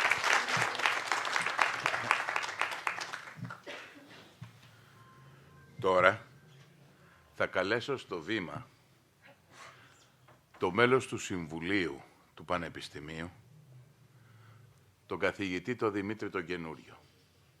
Με βλέπετε να μιλάω με τόση έτσι άνεση. Με τον Δημήτρη ήμασταν στο ίδιο τμήμα όταν ήμουνα στο τμήμα Οικονομικών Επιστημών. Διετέλεσα πρόεδρος του για 3 θητείες, πριν αποφασίσει το τμήμα Οικονομικών Επιστημών να κάνει το τμήμα Διοίκησης. Σε αυτό το πανεπιστήμιο, ο ένας δημιουργεί τον άλλον. Τι κάνει ο Δημήτρης ο Καινούριος? Κάτι πολύ σημαντικό. Αποφασίζει να πληρώσει αυτά που αποφασίζουμε εμείς ότι πρέπει να κάνουμε. Να τον παρακαλέσω λοιπόν να έρθει στο βήμα με το μεγάλο χαμόγελό του. Έλα Δημήτρη μου. Σας ευχαριστώ πολύ για την πρόσκληση. Κύριε Αντιπρίτανη, κύριε Κοσμήτορα, αγαπητοί συνάδελφοι, αξιότιμοι προσκεκλημένοι κυρίες και κύριοι, είναι ιδιαίτερη χαρά μου που παρευρίσκομαι στη σημερινή εκδήλωση. Θέλω καταρχάς να εκφράσω τις ευχαριστίες μου στους διοργανωτές και στον κύριο Κοσμήτορα με το Executive MBA και στην κυρία Μανολίδου για μια εξαιρετική εκδήλωση, μια εκδήλωση η οποία θεωρώ ότι έλειπε από το Εθνικό Καταπροστηριακό Πανεπιστήμιο Αθηνών πολλά χρόνια. Τώρα, είδα το πρόγραμμα, είναι εξαιρετικά τα πάνελ, είναι εξαιρετικοί ομιλητές, ειλικρινά έχω εντυπωσιαστεί. Για μας το Εθνικό Καταπροστηριακό Πανεπιστήμιο Αθηνών η συγκεκριμένη εκδήλωση και το θέμα της συγκεκριμένης εκδήλωσης έχει ιδιαίτερη σημασία. Το ΕΚΠΑ ως το αρχαιότερο πανεπιστημιακό ίδρυμα της χώρας αποτελεί θεματοφύλακα όχι μόνο της επιστημονικής γνώσης, αλλά και της γλωσσικής και πολιτιστικής μας κληρονομιάς. Στις αίθουσές μας, στα αμφιθέατρα, ακούσετε και θα ακούσετε κι άλλα από τους συναδέλφους μας, συνεχίζουμε δεν παράγεται μόνο η επιστήμη, διαμορφώνεται σκέψη, εξελίσσεται και τα αρχαία ελληνικά είναι ένα μέσο προς αυτή την κατεύθυνση. Δεν είναι μία γλώσσα του παρελθόντος, όπως πολλοί πιστεύουν, αλλά μια γλώσσα απολύτως σύγχρονη και δημιουργική.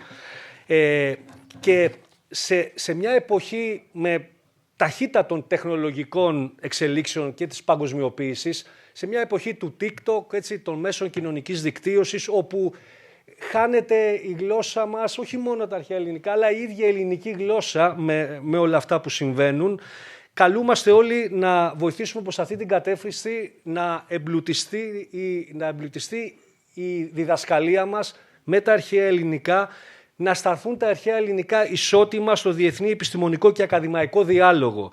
Και σε αυτό ακριβώς αποσκοπεί η σημερινή εκδήλωση, τα αρχαία ελληνικά να εξακολουθήσουν, και αυτό που θα βοηθήσουμε όλοι, να είναι ένα εργαλείο σκέψης, έρευνας και καινοτομίας. Είναι ευθύνη.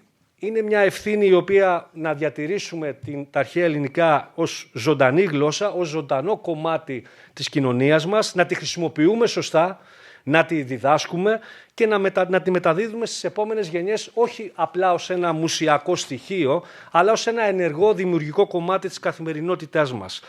Έχουν γίνει πολλές μελέτες, θα τα ακούσουμε και από τους έγκριτους συναδέρφους. Δεν είναι τυχαίο ότι ο Αριστοτέλης αντιλαμβανόταν τη γνώση ως ένα ενιαίο σύνολο που συνδέει τη λογική, την ηθική, την πολιτική και την επιστήμη.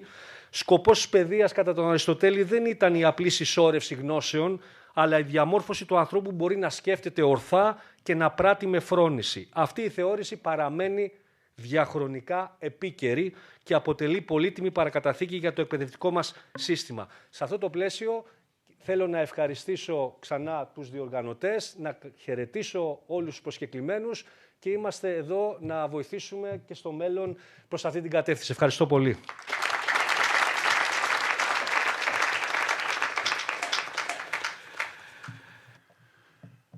Τώρα θα καλέσω στο βήμα αυτόν ο οποίος παλεύει επί σειράν ετών να δημιουργήσει ρίζες στο τμήμα Διοίκησης Επιχειρήσεων. Ρίζες που βγαίνουν από την αρχαία ελληνική γλώσσα. Εγώ προσωπικά έχω συνειδητοποιήσει την αξία της ελληνικής γλώσσας και θα πιαστώ από αυτό που είπε ο Δημήτρης ο Καινούριος, ότι η αρχαία ελληνική γλώσσα δεν είναι παρελθόν. Είναι παρόν, να μην σας πω και μέλλον. Και ο λόγος είναι απλός.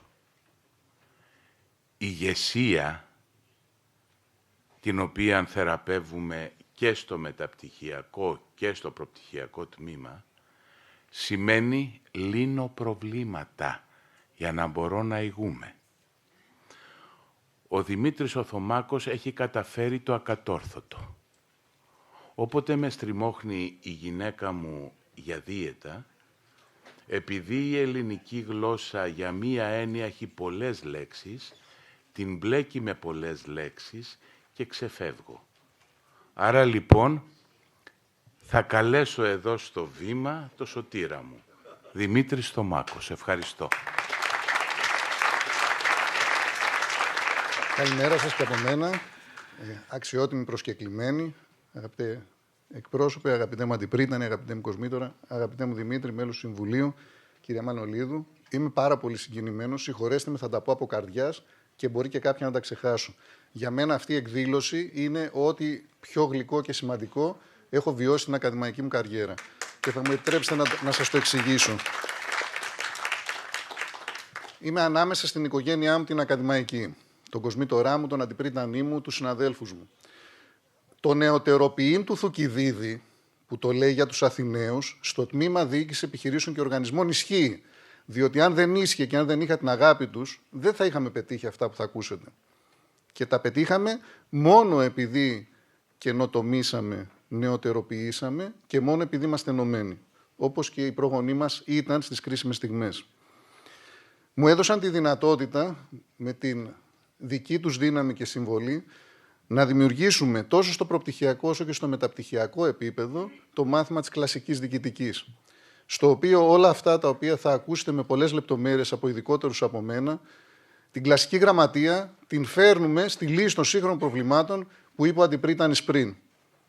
Και το κάνουμε αποκλειστικά από τις κλασικές πηγές, κύρια των αρχαίων Ελλήνων, αλλά και της ρωμαϊκής λογοτεχνίας, και φτάνουμε μέχρι και τους Βυζαντινούς και δείχνουμε ότι αυτά τα οποία τότε υπόθηκαν στην άψογη ελληνική μας γλώσσα δίνουν λύσεις σε σύγχρονα προβλήματα.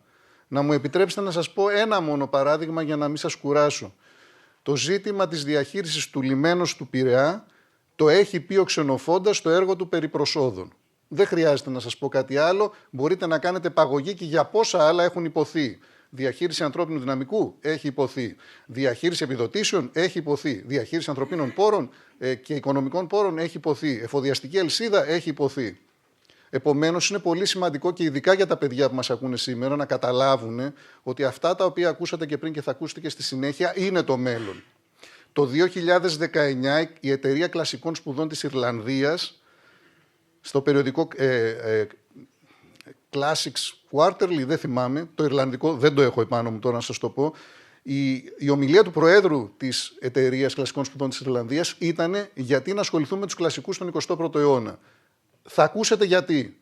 Η διοίκηση επιχειρήσεων και η κλασική είναι άμεσα συνδεδεμένοι, διότι οι κλασικοί δίνουν την παιδεία, τη γενική παιδεία που είναι απαραίτητη στη λήψη αποφάσεων. Γι' αυτό η σημερινή εκδήλωση είναι πάρα πολύ σημαντική και θα ήθελα να την παρακολουθήσετε με μεγάλη προσοχή, διότι δίνει τις βάσεις οι οποίες δεν αλλάζουν. Όσο η φύση του ανθρώπου, αυτή είπε ο Θουκυδίδης όταν εξηγούσε την ιστορία του. Η φύση των ανθρώπων δύσκολα αλλάζει. Και να πω και δύο λόγια και για την τεχνολογία και την ελληνική γλώσσα και την τεχνητή νοημοσύνη. Πάλι έχω τη χαρά μέσα στο τμήμα αυτό να έχω τη στήριξη όλων και έχουμε ένα από τα εργαστήριά μας είναι το εργαστήριο κυβερνητικής και τεχνητής νοημοσύνης, στο οποίο είμαι διευθυντής.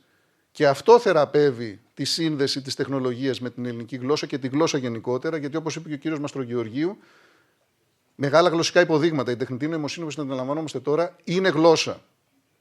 Μέσα από αυτό το εργαστήριο και τις εκδόσεις του ΕΚΠΑ έχουν ήδη εκδοθεί βιβλία και σας λέω ένα χαρακτηριστικό, όπως το ομηρικό εγχειρίδιο λήψης αποφάσεων. Δεν είναι λοιπόν αυτά τα οποία θα ακούσετε σήμερα ιστορικά, είναι η ζώσα οικονομική πραγματικότητα. Και με αυτόν τον τρόπο θέλω να πορευτούμε.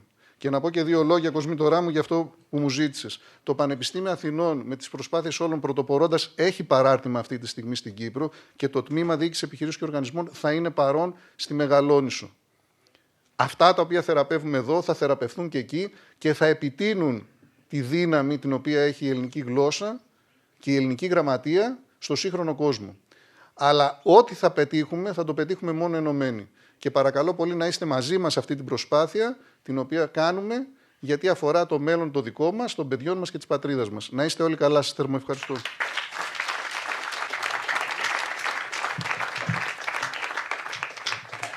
Παρακάλεσα τον πρόεδρό μου, τον Δημήτρη το Θωμάκο, να μου ανοίξει το δρόμο. Και τον άνοιξε. Σας μιλήσαμε σήμερα για το Πανεπιστήμιο, σας μιλήσαμε για το μεταπτυχιακό μας. Ήρθε η ώρα να σας πούμε τα μεγάλα βήματα που έχει κάνει ο πριτανής μας και το Πανεπιστήμιο μας. Το μεγαλύτερο, μας κάλεσε το εθνικό καθήκον και φτιάξαμε το παράρτημα του Εθνικού και Καποδιστριακού Πανεπιστημίου Αθηνών στην Κύπρο.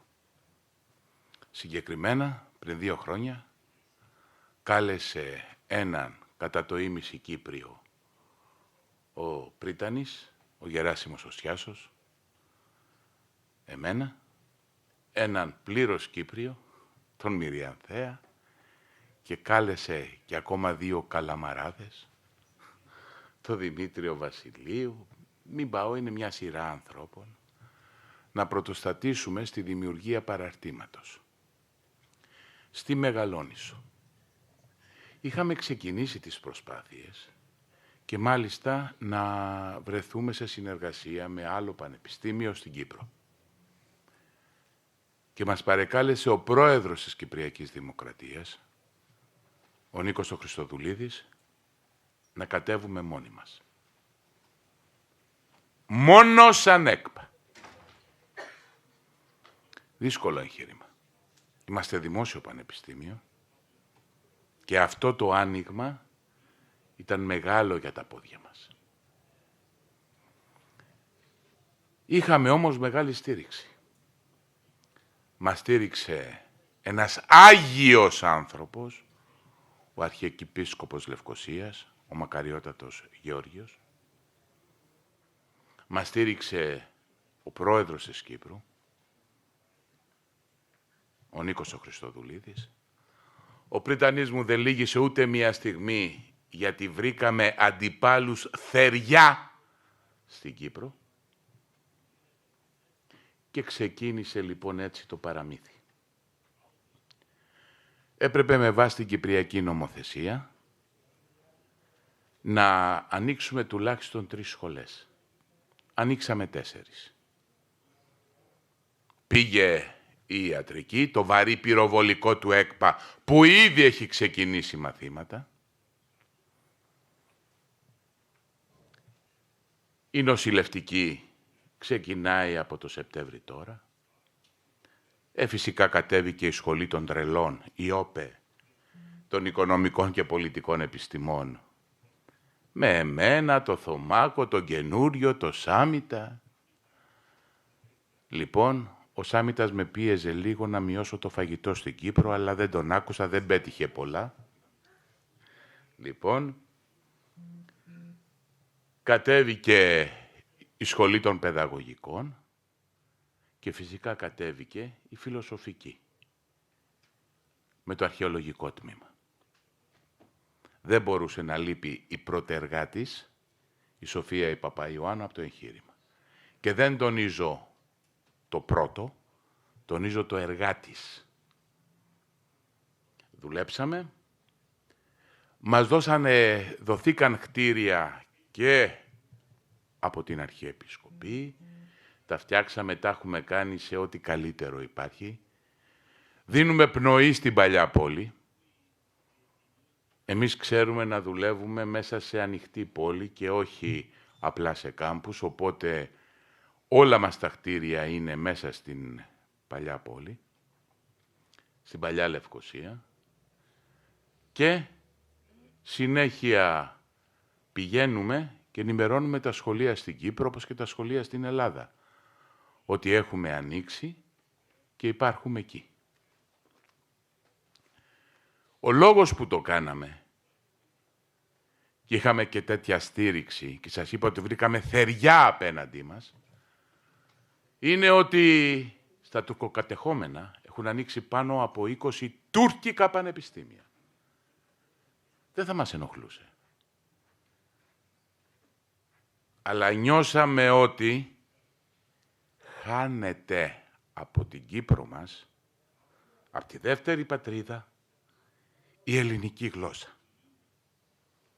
Υποθέτω πολλοί από εσάς θα έχετε πάει στην Κύπρο και υπάρχουν βέβαια αρκετοί που κρατάνε ακόμα την προσπάθεια ψηλά στο να μιλούν ελληνικά. Αλλά κάπου αρχίζει και υποχωρεί η προσπάθεια. Γι' αυτό και εμείς σηκωθήκαμε και πήγαμε εκεί, γιατί με το που υποχωρεί η ελληνική γλώσσα και προχωρούν λίγο περισσότερο τα Greek English ή τα δεν ξέρω εγώ τι πώς τα λένε, και να λιώνεται η γλώσσα που ομιλείται, ξέρετε, δεν κινδυνεύει η γλώσσα. Ο κίνδυνος από Ανατολάς υπάρχει. Με το που χάνεται όμως η γλώσσα, κινδυνεύει η πατρίδα. Να λοιπόν γιατί έχουμε στηρίξει και θα στηρίζουμε αυτές τις προσπάθειες. Άρα Σηκώνουμε ψηλά τα εργαλεία μας και το σημαντικότερο είναι η γλώσσα και πάμε, πρώτο βήμα είναι η Κύπρος. Μετά έχουμε και άλλα βήματα, έχουμε σκεφτεί. Αυτό το πανεπιστήμιο δεν κάθεται κάτω. Ευχαριστώ. Ευχαριστούμε πάρα πολύ. Καλωσορίζω τον Πρίτανη, τον κύριο Πρίτανη του Πανεπιστημίου Αθηνών, τον καθηγητή κύριο Γεράσιμο Σιάσο. Σας ευχαριστούμε πάρα πολύ που ήρθατε κοντά μας. Ήρθατε πάνω στην ώρα. Μόλις ξεκινάμε το δεύτερο μέρος και παρακαλούμε πάρα πολύ για το χαιρετισμό σας. Δεν σας αφήνουμε να καθίσετε καθόλου. Ελάτε, παρακαλώ. Λοιπόν, να δώσω θερμά συγχαρητήρια στους διοργανωτές. Συγγνώμη, ήταν να έρθω πολύ νωρίτερα, αλλά καμιά φορά το νοσοκομείο, ενώ έκτακτα περιστατικά, σε κρατάνε πίσω. Σεβασμιότατε, εκλεκτά μέλη του Συμβουλίου Διοίκησης, Αντιπριτάνης, κύριε Κοσμήτορα, αγαπητές και αγαπητοί συνάδελφοι, είναι ιδιαίτερη η χαρά να φιλοξενούμε τη σημερινή εκδήλωση στο Πανεπιστήμιό μας, μέσω φυσικά του Μεταπτυχιακού, του MBA, του Executive MBA. Θα ήθελα λοιπόν να συγχαρώ τον διοργανωτή καταρχήν και οικοδεσπότη, τον Κοσμήτορα της Σχολής Οικονομικών και Πολιτικών Επιστημών, κύριο Νίκο Ιριώτη, και για την σημερινή πολύ σημαντική δράση, αλλά και συνολικά για την προσφορά του στο Πανεπιστήμιο. Να πούμε ότι αυτή η εκδήλωση σημερινή είναι αυτό που πρεσβεύει το μεγάλο εθνικό πανεπιστήμιο. Το πανεπιστήμιο δεν είναι μόνο έρευνα, δεν είναι μόνο εκπαίδευση, προφανώς αυτά είναι τα κυρίαρχα και διακρινόμαστε γι' αυτό, αλλά το πανεπιστήμιό μας, λόγω του εύρους του, λόγω της διεπιστημονικής έκτασης που έχει, μπορεί να συνδυάσει, και αυτό κάνει σήμερα, τις κλασικές σπουδές με όλα τα σύγχρονα δεδομένα και τις σύγχρονες εξελίξεις. Αυτό λοιπόν είναι το σημερινό νόημα της εκδήλωσης. Συνδυάζει τα αρχαία ελληνικά με την ηγεσία, τις σύγχρονες τάσεις της ηγεσίας. Άρα κάτι εξαιρετικά επίκαιρο και σημαντικό συνολικά για την πρόοδο της επιστήμης. Θα ήθελα λοιπόν να συγχαρώ τους διοργανωτές, να εκφράσω την μεγάλη μου ικανοποίηση, γιατί πραγματικά είδα το πρόγραμμα των ομιλητών, κυρία Μανολίδου, το οποίο και εσείς είχατε ιδιαίτερη συνεισφορά. Πραγματικά είναι εκπληκτικό. Οι ομιλητές, όχι μόνο από τη χώρα μας, αλλά και από το εξωτερικό, είναι διακεκριμένοι επιστήμονες του πεδίου, και γι' αυτό το λόγο είμαστε ιδιαίτερα χαρούμενοι που τους έχουμε σήμερα κοντά μας σε αυτή την τόσο σημαντική εκδήλωση. Με αυτά τα λίγα λόγια, για να μην κρατάω το πρόγραμμα πίσω, να ευχηθώ καλή συνέχεια και καλή επιτυχία και ευχαριστούμε όλες και όλους πραγματικά για τη συμμετοχή σας. Ευχαριστώ πολύ.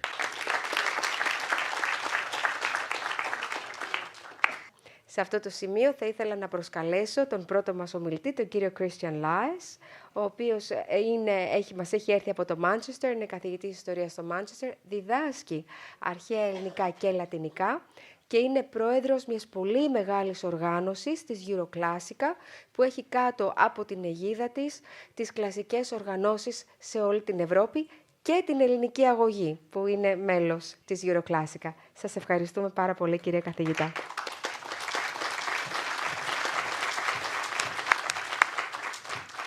Αξιότιμοι συναδελφοί, αγαπητοί φίλοι, ευχαριστώ πάρα πολύ, Ευγενία, για την πρόσκληση. Είναι χαρά, είναι μέγιστη τιμή να είμαι εδώ. Thanks for having me. Dear audience, I'm going to speak today. My talk of today will basically be about what used to be called le miracle grec. Is this not a miracle?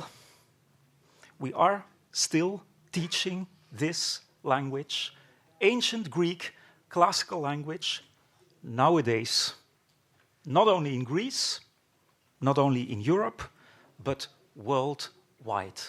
The title of my talk refers to a volume which has been created within Euroclassica, and about which I will tell you more in the second half of my presentation. As Evgenia mentioned already to you, I'm actually a professor in the Department of classics, look at the names in bold, classics, ancient history, archaeology, and Egyptology at the University of Manchester. And in preparing this talk, I was just doing the counting, and I think that I have something like 10 colleagues, 10 academic colleagues who on a daily basis study and are involved, study ancient Greek and are involved with the language. And as mentioned already, I stand here before you also as the president of Euroclassica. What is this? An organization that focuses on teaching of classics, the term again, all over Europe.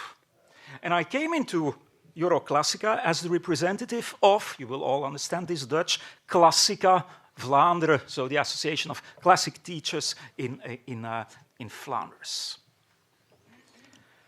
So the obvious question in ancient Greek would be, yati, diati. What is this about? Why do we not teach, for example, Sanskrit or Chinese or classical Arabic language? Why exactly within Europe ancient Greek? Well, dear audience, and I speak now especially also for the students, some of whom might become teachers later on, my dream is that teachers would always have scholé, free time, leisure to think about these fundamental questions. Why do we actually do this? Why do we want to teach ancient Greek? And please, do not be afraid of this discussion. This can be a very open debate that should be there. And of course, ancient Greek has this wonderful capacity of expressing nuances.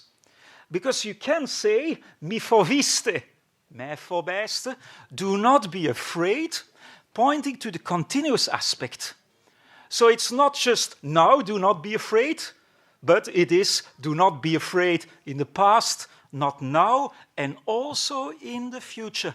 My message will be a message of optimism for the future of ancient Greek. Because if we think about it, the concept of Europe, the concept of classical languages, the concept of the West has been criticized lately. And this has been done in a book which I find absolutely thrilling and most interesting. But it sort of invites us to a dialogue. So the book is written by the Cambridge professor of ancient history, Josephine Quinn, and she will make the following points. I would say, mi foviste, do not be afraid of this dialogue. Josephine Quinn will say that the Minoan civilization is actually pretty much a creation of the 19th century, mainly by Sir Arthur John Evans, who had seen the wonderful palace cultures in, for instance, Ugarit, who had seen the pyramids in Egypt, and he's thinking, well, we should have very much the same thing for the West, and we find these palaces in Crete, and so this will be considered like a separate Minoan civilization. Again, it's wonderful to see this Mycenaean architecture. According to recent studies, this is full of Oriental elements. Just think about the lions that you find already in ancient Mesopotamia. So it's all around, there has been these contacts. This is not something like an exclusive culture which exists on its own. What about the wise man Thales and the birth of philosophy? Of course, there were wise men all around, all over the ancient Mediterranean. There were astrologists, astronomists, there were architects, engineers. Just think about what it takes, for instance, to develop a concept that makes it possible to build a pyramid. So, of course, the Greeks were not the only ones having this sort of wisdom.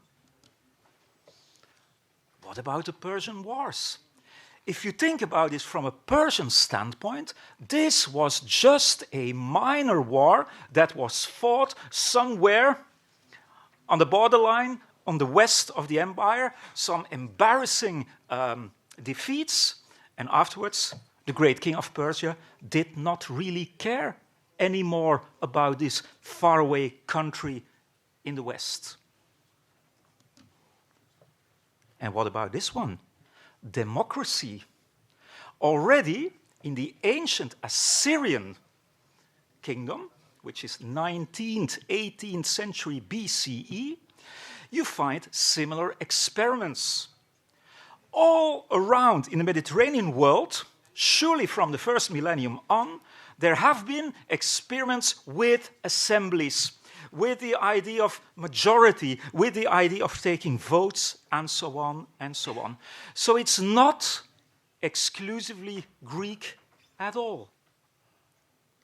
Josephine Quinn will say, well, all these are things that tended to be stressed in the 19th century, when in the new nation states, scholars wanted to see Western civilization as something which is set apart from other civilizations.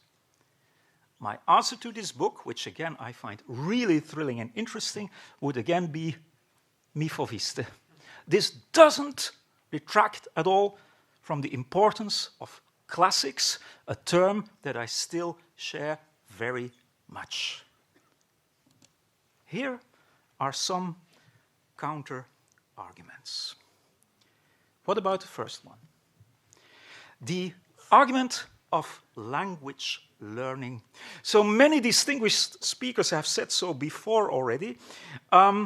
If you want to choose an ancient language you want to learn nowadays, you would be much better off, of course, with classical, with ancient Greek. Think about the thousands of international words which have their origin in this language. Think about the ways our thinking is really shaped by these languages. Think about the importance in sciences and so on and so on. It is just, only from a practical point of view, much, much better to go for the study of ancient Greek and or Latin. There's another thing we should always bear in mind. I'm sure, I'm not knowledgeable at all about it, but I'm sure that, for instance, a Korean culture in antiquity is great. I'm absolutely sure that Japanese literature, to name only one, has an enormous and incredible wealth. That is all true. But for us, nowadays, in Europe, because of this reality of proximity, Latin and ancient Greek have, of course, much more relevance. And please keep that in mind. That is not saying that Arabic, for instance, or Korean, or whatever, would be of less value, but for us, there is this reality of proximity. No matter how you look at it, and you can even criticize the concept, why not? But it is, of course, a historical fact that at least from the Renaissance on, in Europe, ancient Greek also became a point of reference. This was already longer the case for Latin, of course, but let's say from the Trecento, 14th century on, this ancient Greek really becomes part of this Renaissance. Again, feel free to criticize the concept of Renaissance, but it is a historical reality that lived on throughout Western civilization. I firmly believe that it is not old-fashioned at all to speak about certain literary works as them being classics. I will point to this in my next slide too, but I think that the word classic still has its value. Why? Because for me, studying Latin and or ancient Greek is all about this Latin concept of humanitas. It is about openness, it is about dialogue, and it's about building bridges between different cultures, cultures from nowadays, but also cultures from now and the past. And there have been some outstanding books which basically have made this point already. If you look at, I think it's 12 or 13 years old now, Toneman and Price, The Birth of Classical Europe, they will exactly make this point. They will say, look, classical Europe, of course, was born in interaction with many other cultures, among which Greeks and Latin and Romans stood out. And the very same point is made in this book, which was originally in Dutch, Grieken en Romeinen in the context van de wereldgeschiedenis, which now exists in English too, Antiquity, Greeks and Romans in context by Frits Narabout and Henk Singwa. I did not mention anything new in my first 10 minutes, because this idea of classics as empathy and openness is an idea you can basically find also when you just go to the ancient writers. If we go from left to right, Aeschylus, Euripides, 5th century BCE. This is a period in which Athens was, of course, suffering from war, violence, and sometimes also inflicting this violence on others. Well, isn't this something unique that in this culture, at least some writers were prepared to imagine with a sort of empathy that this suffering might also exist with the others? Suffering Persians, suffering Trojan women, suffering because of Greek warriors. But these writers are prepared to imagine this. This is something classic. This is something unique you will not find with other writers. What was the Peloponnesian War? Thucydides himself will explicitly say that this might just be a detail in history. But it is a detail that teaches us a lot about political motives, about strategies, about opponents, alliances. Everything is basically there. So it is an example for other conflicts. And again, Thucydides was very much aware of this. Everyone who has read just a few pages of Herodotus will know that it is just not true that Herodotus wanted to distinguish between the West and the East. On the contrary, he was incredibly curious about other civilizations, about other cultures.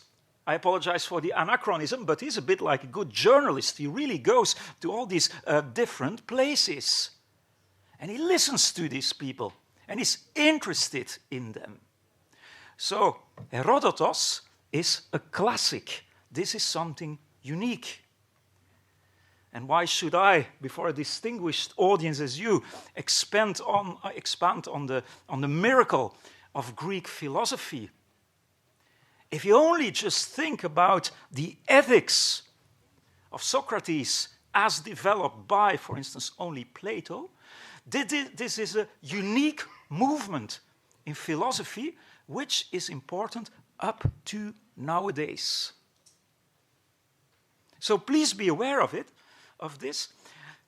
Understanding that a culture exists via interaction doesn't mean that this culture, this civilization, cannot have something very unique.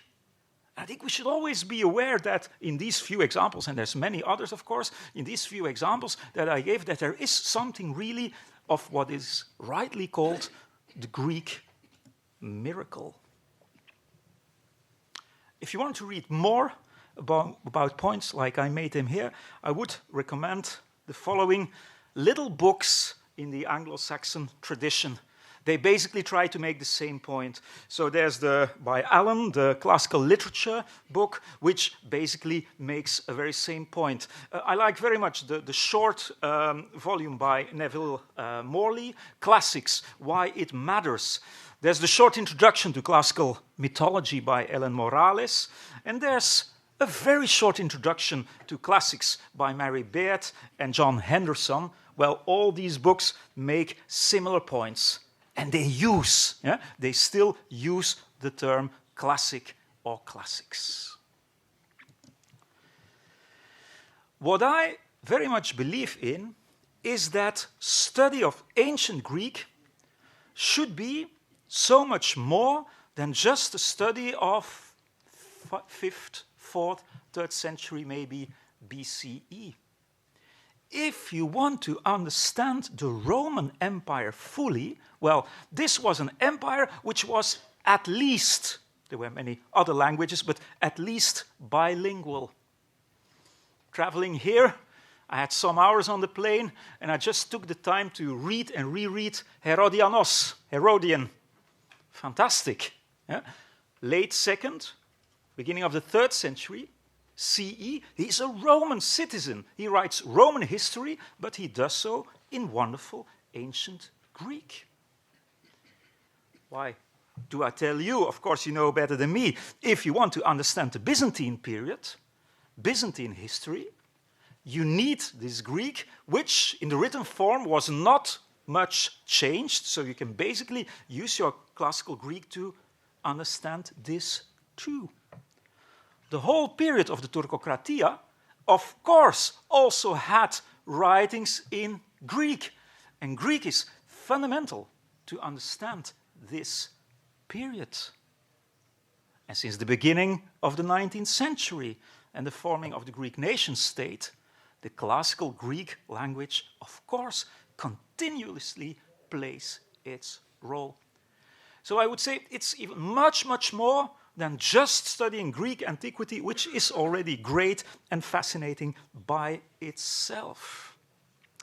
We have tried to do so via 2 projects within Euroclassica. This book, if you just Google it, Europatrida, Euroclassica, you'll find it immediately, is just available freely online. Here's a list alphabetically of all countries that contributed. What is the idea of Europatrida? Every single country presents the Greek tradition in its own region. I myself contributed to the Belgian chapter, and I can tell you that there, for instance, you will have texts by Diodorus Siculus on the Celts and how a Greek writer looks at the Celts, up to Jesuits who wanted their students also to speak decent ancient Greek, up to a tradition which still exists nowadays of poets who try to write some poems, compose some poems in ancient Greek. And this counts for some 20 chapters. All these European countries show how the Greek, ancient Greek tradition was continuously with them up to the present day. This one is more for students and for schools. You can find lots of material online too. It is called European Symbols. This became a wonderful book. It's really a handbook for in schools. It has lots of color illustrations too. Same idea. Every single country presents the Latin and the Greek tradition in its own region.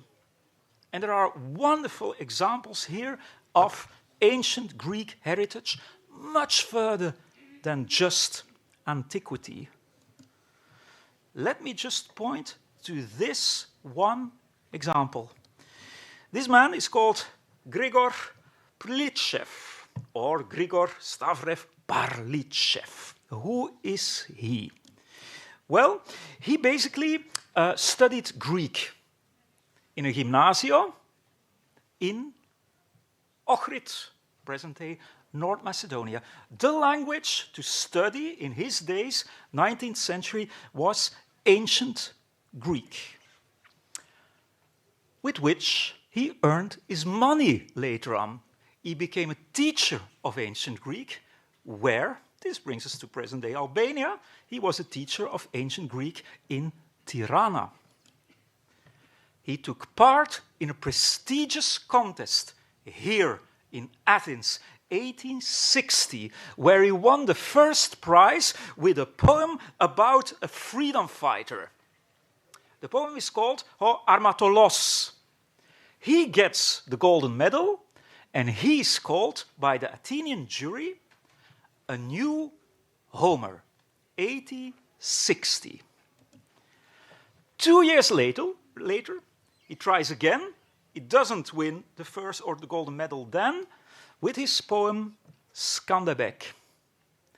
More than 4,000 verses.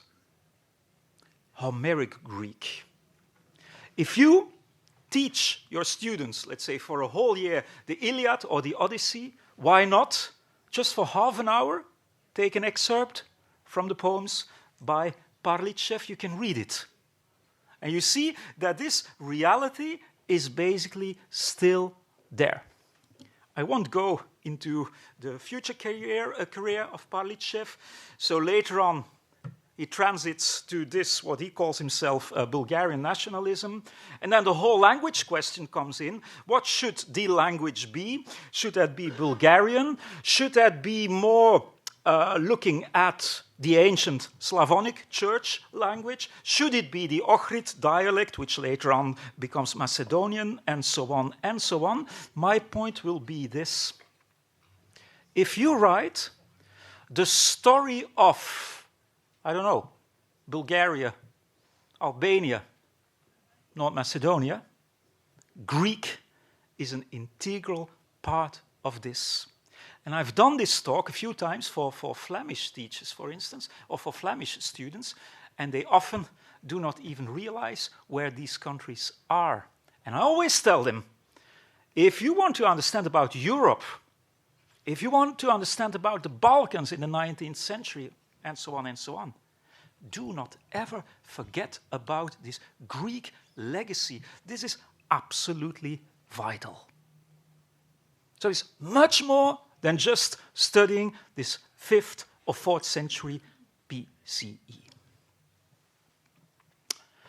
The book I mentioned, dear audience, in the very beginning of my talk is called Teaching Classics Worldwide. And the subtitle is explicitly Successes, but also Challenges and Developments. And the editors of this book, which, as I told you already, has originated within the gremium of Euroclassica, are Steve Hunt, who is our representative for the UK, and John Bowler. This is more than 500 pages. What did I do in preparing this talk? I just went through the book, focusing on ancient Greek. Worldwide really means from Canada, all in the West, till Australia, if you take that as the East. What are the challenges for the teaching of ancient Greek? Well, first of all, there seems to be quite some countries where the tradition of language teaching, so ancient Greek language teaching, is gradually, slowly disappearing. With the idea of, well, let's just have this at universities for a happy few, but not regularly in secondary schools. There's a few exceptions, but this is an evolution we see being there. Second thing to think about, there's the competition. It has been mentioned so often already, the competition with STEM disciplines and with AI. The idea of, should we not rather focus on this? Is this not much more profitable for students of nowadays? 2 days ago, you can check on the Euroclassica social medias, a petition was started from Austria, a country which had such a strong tradition in classic teaching. What happens? The Minister of Education said that it would be much better to reduce the hours for classics teaching and to replace it for general courses on how to focus or how to work with AI. I would say, responding to some of the eminent speakers before, perhaps we need more classical languages to know how to deal with these challenges of artificial intelligence. This is another challenge. Social prejudices that exist against the study of classical Greek. Political prejudices. People saying that it is outdated, that it is elitist, that it only belongs to religion, as if it is not a wonderful thing and a crucial thing to study religion. So I don't really understand this argument, but this is often said. And the other argument is a bit of circular argument. Many countries see a shortage of teachers. And then they say, okay, we don't have enough teachers, so let's just scrap the curriculum because we don't find any people to teach these disciplines well. I don't know how this is in Greece, but for instance, in Flanders, we have a huge shortage of teachers for mathematics. No one ever said we should skip mathematics because we don't have enough teachers. So this is a bit like a tricky argument too, but it has been used. My message today is a message of fundamental optimism. There are more than enough reasons to believe that the teaching of classical Greek worldwide will survive. Why? First of all, this. In many, many countries, you see that the community of teachers and educators who are involved in study of ancient Greek is highly resilient and is highly creative.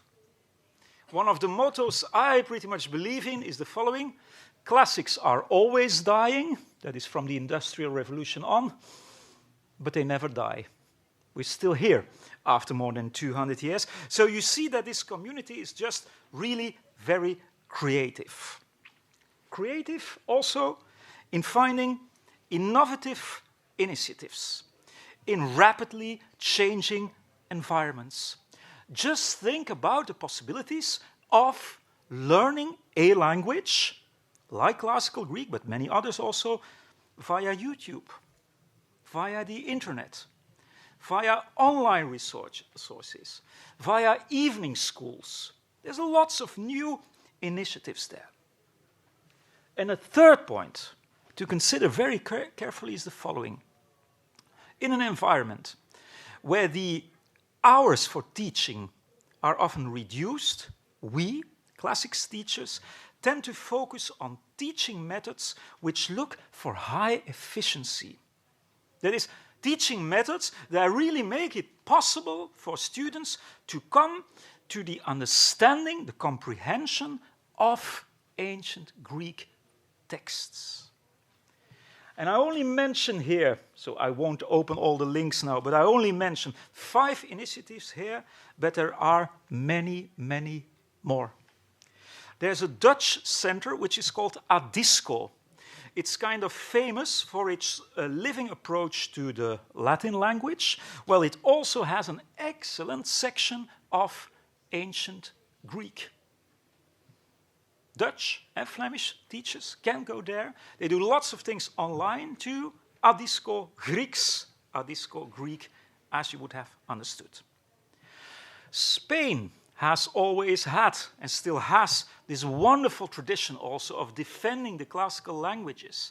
If you look at the association which is called Cultura Classica, you will see that they have a summer school in August and some wonderful days during Easter. And these are basically 2 groups.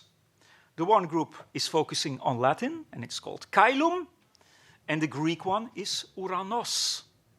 They have wonderful initiatives. Just look at this one.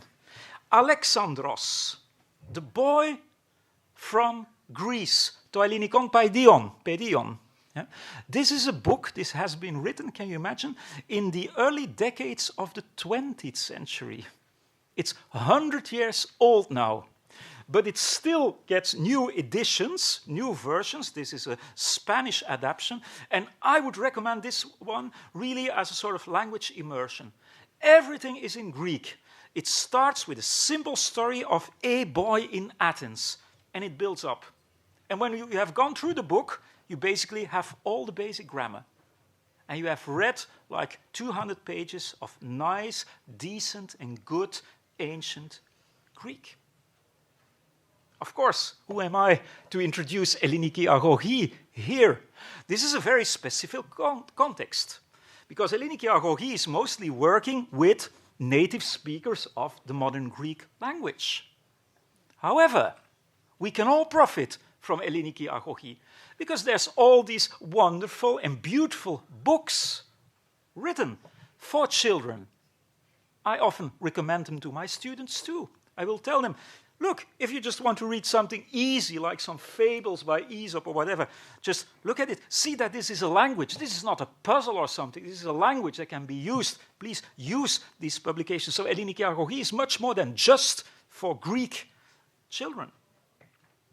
The Vivarium Novum, Frascati, close to Rome in Italy, very well known for its support of Latin language, but they have like the most excellent teachers also of ancient Greek. And you can follow Greek courses also via this immersion method. I won't expand on polis now because my dear colleague will do this, of course, but I will just only mention one more, which is called Waarom Grieks, which translates as Why Greek. This is a wonderful initiative by Flemish teachers who all came together and who just make available for the wide community all their didactical approaches towards the language. So there's lots and lots of things going on. I come to my conclusion. Why studying ancient Greek nowadays in Europe? Why not Sanskrit? Why not Arabic? Why not Chinese? And so on and so on. I would say this first. You get this unique combination of the sheer beauty of classical literature and the analytic skills. So you sort of combine sense and utility. I always tell people, is studying ancient Greek, is this useful? Yes, of course. It helps with analytic skills, but so does mathematics. So does studying Russian, which is also a very complex language. So does solving Sudoku puzzles. So that is all true. Yes, it is there, and we should focus on this, but there's much more. There's this whole idea of a culture and a literature which is just worth to be explored for reasons I hopefully explained a few minutes ago. We're speaking today about global citizenship, about leaders for the world of the future. Well, here you have it. People always speak about Europe, but in my countries, they often do not even realize what is in the east of Europe. They hardly know anything about it. Yeah? Just if you want to speak about world citizens, just start to get to know Europe better. Well, therefore, ancient Greek can help enormously. According to Roderick Beaton, an eminent specialist, studying Greekness is by essence always a global history, as it makes clear in this book, which is wonderful. It goes from the Minoan civilization up to Mitsotakis and present-day Greece. And I would say, studying ancient Greek, teaching ancient Greek, always, we had some references to food already before, always do this with a sense of poikilia. The great variety which is there, please, if you would ever teach it yourself, do not only do 5th century BCE. There is so much more to discover. I always tell my students, start with reading the Gospels. You know the stories. They're kind of easy. The language is not too difficult. Read this as cultural patrimony. This is just incredible as a treasury. So do it with a variety in teaching methods. Use what there is, and there's more than ever before, and with a variety of subjects too. And if you do all this, I would say, mi foviste, there's no reasons to be afraid. Don't be afraid, because now and even in the future, our Greek language will be a ktima is ai, a possession forever. Thank you for listening. Και να περάσουμε τώρα στον επόμενο ομιλητή, που είναι ο καθηγητής Χουάν Κοντέρ, Ισπανός στην καταγωγή, αλλά διδάσκει εδώ και πολλά χρόνια στο Πανεπιστήμιο Σεντ Άντριους του Ηνωμένου Βασιλείου και έτσι γνωριστήκαμε μέσα από μια πάρα πολύ όμορφη συγκυρία, αφού διάβασα το κείμενο που είχε γράψει, τη μετάφραση του Μικρού Πρίγκιπα στα αρχαία ελληνικά, που έγινε και αφορμή να το ανεβάσουμε και στην ελληνική αγωγή πέρυσι. Professor, thank you so much for coming. I welcome you. Thank you very much. Well, the title of this event is Ancient Greek in Education and the Leadership of the Future. If we speak about education now for leadership tomorrow, we are dealing with two different fields that have a clear relation to each other, education and leadership. Sorry, how do I... Yeah, yes, perfect, thanks. But education in what? In mathematics, in political sciences, in geography, in English language? No, we are talking about education in ancient Greek, and if for many people the need to study this ancient language may be quite debatable, the link between this language and leadership may seem even more abstract. So let's try to deal first with the need of including ancient Greek in official education plans, and later we will see its connection with leadership. It may sound strange that we have to defend the learning of ancient Greek, the language that was the main pillar of the building where Western culture saw the light, here in Greece, the place in which it should not need any defense, where its presence in the teaching programs should be automatic. But in spite of its importance, academics have to press the alarm button from time to time and raise some voices to avoid its disappearance, to avoid it being left as a language that has become unnecessary, with the excuse that all the texts of the classical authors have already been translated into many languages. The question about the need of preserving this language has a long history with its defendants and, although we cannot say its enemies, we can say those that have the tendency to diminish its weight in the programs of secondary and higher education. So a permanent discussion. The poor excuse that all texts have already been translated into the main world languages should not be accepted. Yes, they have been translated, but we can make a comparison with such an important branch of knowledge as engineering.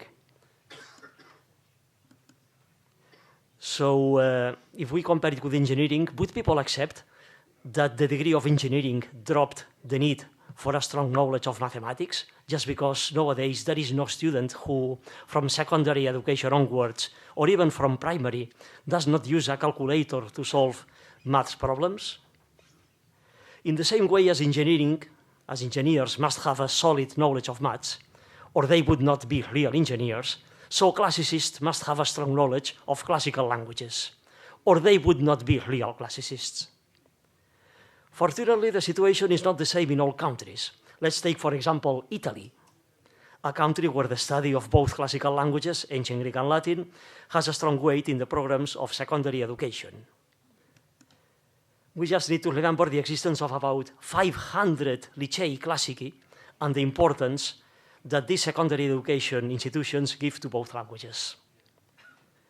Going on with the question that the situation is not the same in all countries, and after putting Italy as a good example of preservation of classical languages, with Italy being the geographic national origin of one of them, Latin, it is unavoidable that we feel the desire of making a comparison with the country where the other classical language, ancient Greek, was born.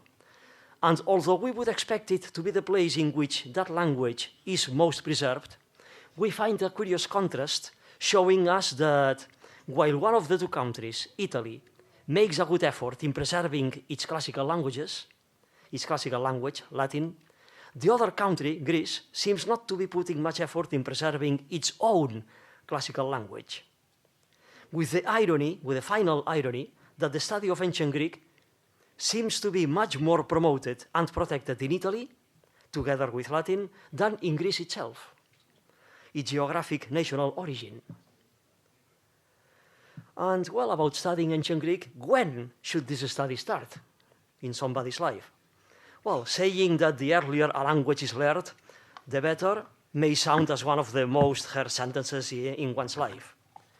But in this case, the advice to allow children to learn it at a young age is not only to make them learn it as well as possible as a language, but in order to allow them to enjoy the classical world as early as possible. We can see what happens in places where children children of a very young age attend classes in their free hours after school in order to learn it. They are delighted to get in touch with the origins of their society, of their culture. It's not a question of learning a language, but of opening their eyes to a world that, although old for us, would be new for them. For them, for children, what is old is new. And, well, it should be taught at a young age. And how should it be taught? Together with this problem of leaving the study of ancient Greek at minimal levels, a deeper inspection in the teaching of this classical language in Greece itself will show that the study of it in secondary education in Greece is reduced just to a boring methodology of studying grammar rules and accidence tables. Something that looms like a cumbersome task in front of the students' eyes. So there seems to be a double problem: abandonment of the language and a study methodology that, rather than attracting students to the language, seems to make them reject it. At university level, the problem of students of ancient Greek is similar, especially in the case of those who come without previous knowledge of the language and start its study ab initio, from scratch. They are usually confronted with an avalanche of grammar instructions during the first year, and immediately after, in their second year, they are required to read original text of classical authors, sometimes even authors who have written in dialects other than Attic. Such a sudden change presents several difficulties. Imagine, for example, students of English language who, after 1 year of studying standard English, are confronted with a text by Shakespeare in which they find the form thou best instead of you are, or a long sentence with unusual vocabulary for which they must look up in the dictionary 7 words out of every 10. So students are forced to grasp students are forced to pass suddenly from the instruction of the basics to the difficulty of the classical texts. Imagine a first-year student of English suddenly reading thou best instead of you are, which breaks the sense of continuity in their learning and has many times the effect of making them think that the grammar that they have studied up to now seems not to be related with what they have in front of their eyes now. And many times, this makes them think that they will never be able to read the classical authors, and unfortunately, many students give up the study of the classical languages. What can be done to solve this problem? We should be aiming for a permanent solution, not just putting patches. Something that would solve the problem once and for all, a change in the methodology. It is quite evident that if we want students of secondary education and university level in Greece and other countries to feel attracted to, rather than to feel rejection against, ancient Greek, a change in the teaching methodology is needed, and this change has already started to happen in some places. In order to introduce the new direction that the teaching of ancient Greek and Latin should take, let's make a summary of the methodologies that have been used along history up to now. It can be said that the so-called grammatical method, studying the language like a corpse that must be dissected on an operating table in a surgery theater, is wrongly called the traditional method. Wrongly called because, in fact, both languages, Greek and Latin, have always been taught formerly during centuries as life languages, with life methodologies. It was only in the beginning of the 19th century when this grammatical method was introduced. So to avoid confusions, I will refer to it as grammatical method, not as traditional, because the real traditional one was speaking it.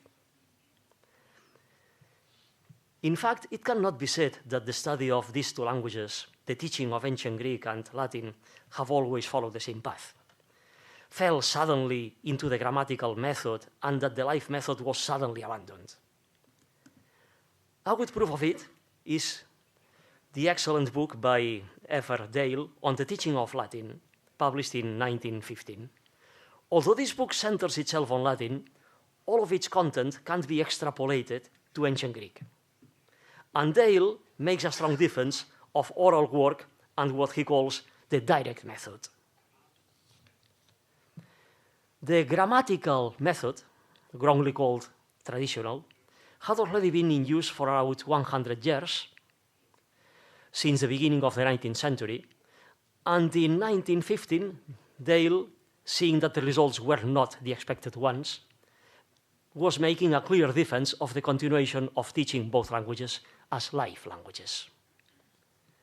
The advantages of this so-called lectio viva, as Dale states in his book, are evident. Students are not confronted anymore with a set of rules and tables to be memorized, but in no case must this be considered a despise towards grammar. Grammar goes on being very important. I myself have written a Greek grammar, a Latin grammar.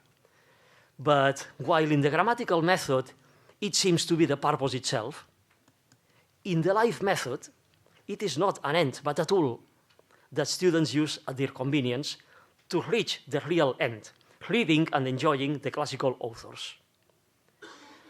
It goes without saying that an active knowledge of the language will render more capable students than just a passive knowledge, just reading it. Supporters of the grammatical method may argue that in order to read, your training must consist only of reading. But experience will tell us that if we want to reach the highest possible level in reading a language, we must not only read, but also write it, hear it, and speak it. This will give us a higher fluency than the learning through only reading. Apart from Dale, there was also, at the same time, a very successful attempt to go back to the active method. Krauss, who further ahead would become the founder of the Leib Classical Library, took the direction of the Peirce Grammar School in Cambridge and adopted the life methodology with excellent results. Unfortunately, the experiment didn't last much. A series of factors, basically First World War and the death of some of his collaborators, put an end to that successful return to the lectio viva. Currently, this tendency of teaching ancient Greek as a language, as a life language, rather than as a bunch of boring grammar rules, is gaining momentum.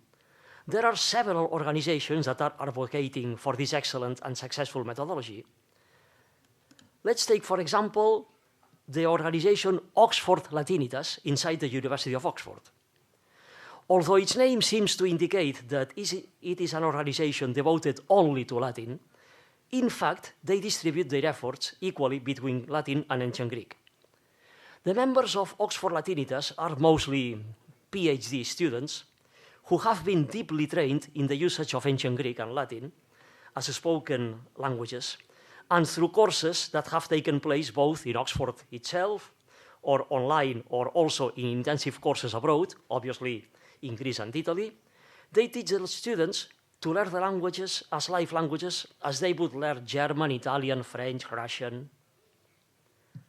The success they have got is such that some Oxford colleges, instead of sending their students to the language classes organized centrally by the faculty, some colleges prefer to teach their own students internally in their college using this methodology.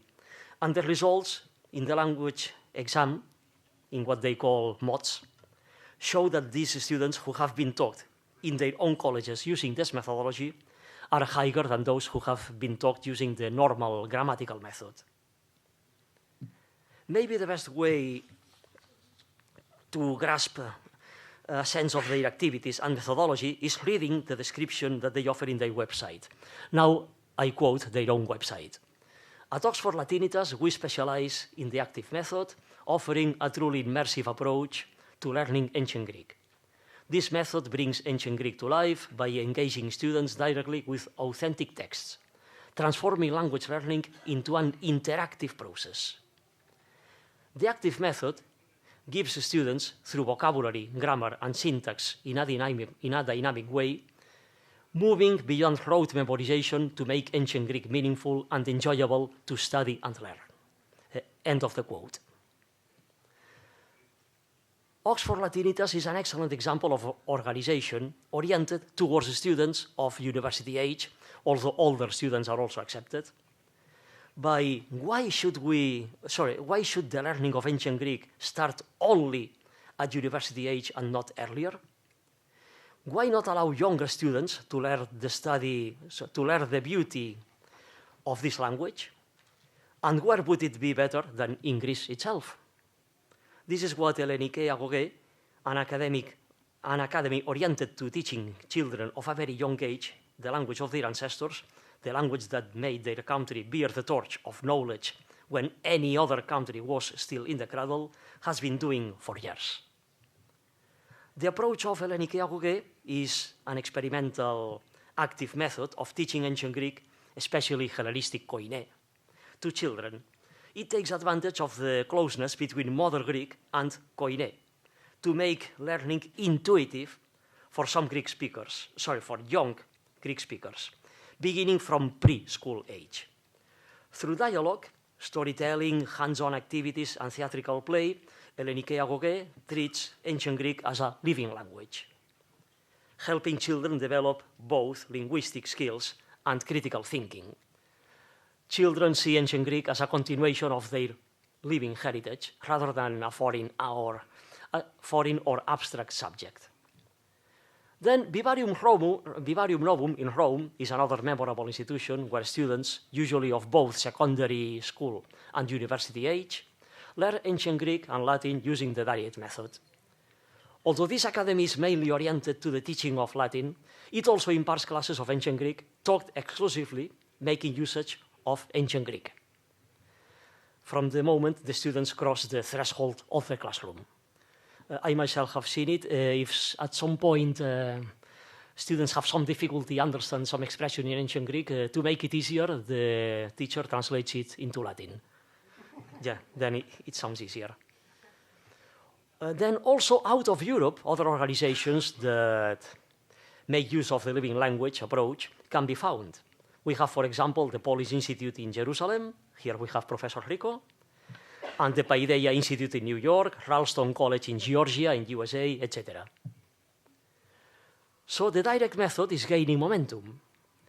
Its good results are evident in institutions such as the University of Oxford. Nevertheless, it's obvious that we can't ask all institutions teaching ancient Greek and Latin to suddenly change the methodology overnight. So we cannot go there and say, from tomorrow on, stop teaching this method and start using spoken Greek in the classroom. Some teachers have never spoken 2 consecutive words of ancient Greek in their life without living. And possibly some kind of generational replacement will be needed in the course of time until this methodology is applied in most educational institutions. But we shouldn't wait until it has been widely extended. We should be rather pioneers in it. We should join those who have dared to be the first ones, and with great success. Let's not call ancient Greek a dead language, but rather an immortal one. Now, let's make the jump to business. The second part of the event title, Ancient Greek for Leadership. Our leaders, whether politicians or businessmen, must take decisions daily, and they take those decisions according to 2 factors, formation and information. Formation, the background of formation that they have received during their education period, and information, the information that they receive now in their professional life. And in the first factor, formation, the formation that they have, is where the classical world should have a space. And the study of ancient Greek is an important part of the study of the classical world. A humanistic formation of our leaders is really advisable. Why? Because of this. In the second half of the 19th century, a Spanish physician, José de Letamendi, said, "About the doctor who knows nothing but medicine, rest assured that he doesn't even know medicine." This was a sentence with which he rejected what is usually called the cancellation of knowledge, meaning by this the bad practice of knowing only about a concrete area of human knowledge, ignoring everything else that concerns mankind and taking decisions based only on your restricted area of knowledge. So here where you can read, sorry, I can't see anything, I forgot to write, sorry, I can't see anything, I have only studied medicine. I forgot to write this. Then can the study of the ancient world in your own language help you to widen your knowledge and get a general vision of, of what society needs? In your own language, whether you are German, Russian, Italian, yes, it can. Imagine, for example, the historical case of Pisistratus, a leader that took great decisions and improved his society, but his second generation wasted everything he had done. History of the classical world offers us many examples of this. A great leader creating excellent conditions that contributed greatly to the development of his society. But the second or third generation, after that leader destroyed everything created by the predecessor. You don't need to read this in ancient Greek or in Latin in order to understand what happened. Or the mistake of the Athenians refusing the help of Alcibiades, somebody who probably would have made them win the Peloponnesian War. Could these cases be used in comparison with the current world to avoid making the same mistakes, for example? Yes, and for this you don't need to read it in Greek. Thanks. And why can the study of ancient Greek language contribute to make you deepen in your knowledge of the classical world, if you can read all ancient Greek literature translated in your own language? Because ancient Greek is not only a language, it's something else. Somebody has called it before, and very wisely, a software. Apart from a software is also this. It's a window. But a window to what? A window to the real understanding of the classical world. Its study compels you to go out of the comfort zone. Without knowing the language, you can read the classics in translation and you will know about the classical world. But with it, you will know the classical world itself as it was. Not just about it, you will know it. Its way of thinking, its way of taking decisions, etc. The knowledge of the language will make you cross this invisible barrier. This is why the study of ancient Greek is advisable at an early age, to form our future citizens, our future politicians, our future leaders, our future businessmen. But you will have seen that in the title of my talk, it says, never too late. And with it, I mean not only that the study of this language at a young age will be useful to you once you have left behind your time as a young student, secondary school and university period, and are already taking decisions in your adult life. But I mean also that even adults who did not have the opportunity of learning it during their life period as students, should not feel any fear of trying to learn it, even if at a very basic level. Let's remember that Cato, the famous Roman politician, started to study Greek towards the end of his life, when he was about 90 years old. Then he started to learn Greek. Concepts like arete, time, logos, arche, aporia will become clear in your mind once you see what people in ancient Greece meant when they used these terms. Knowing that krisis meant decision-taking related with the verb krino, to decide, to judge, and it did not mean crisis in our sense, will maybe make you feel that when a bad situation falls upon us, a crisis, we must not wait for the problem to solve itself, but move and take a decision, because this is where the word comes from from Peperecrino, to decide, not just wait to solve itself, which is the original meaning of the word, to decide. Knowing their language will help you to know them better. And making an alteration of the famous sentence of the Delphi oracle, we can say that it will help you to know yourself better. Thank you very much. Harin Himin.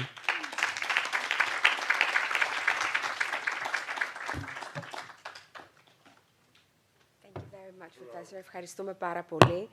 Σε αυτό το σημείο να σας πω ότι όλοι οι καθηγητές που είναι σήμερα μαζί μας πρεσβεύουν την παραδοσιακή μέθοδο διδασκαλίας των αρχαίων ελληνικών, όπως ακούσατε, την παραδοσιακή μέθοδο, τη μέθοδο δηλαδή με την οποία από το 1500 μέχρι το 1900 χοντρικά μάθαιναν αρχαία ελληνικά και λατινικά σε όλη την Ευρώπη.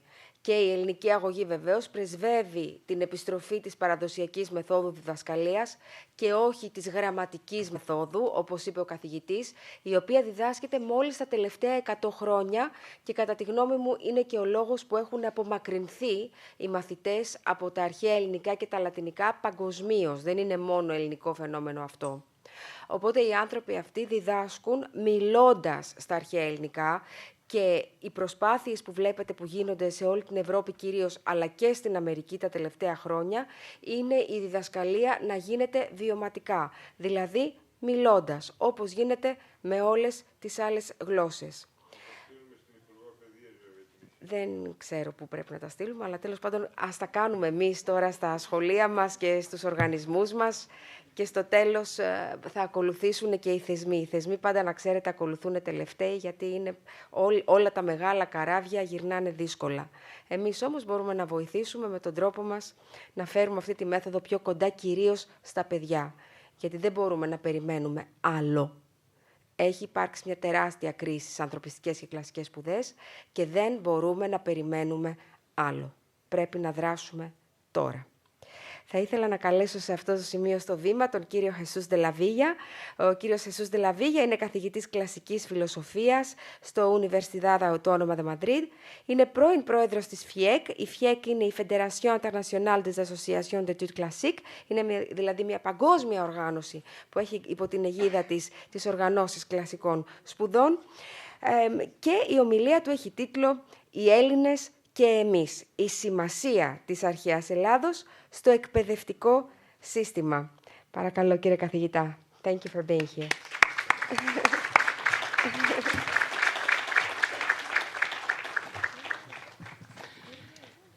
Good morning to all of you. Haidete pantes, as we used to say in some other countries. Well, let me just first to congratulate and to thank the organizers of this event for doing it, which is not only useful but also necessary. My talk, in fact, consisted in two different parts. The first is related to the arguments or to the challenges that we can find when we try to organize teaching of ancient Greek and Latin in many countries. And the second part has to do with a more positive way of presenting things. Why is it important still teaching ancient Greek and Latin?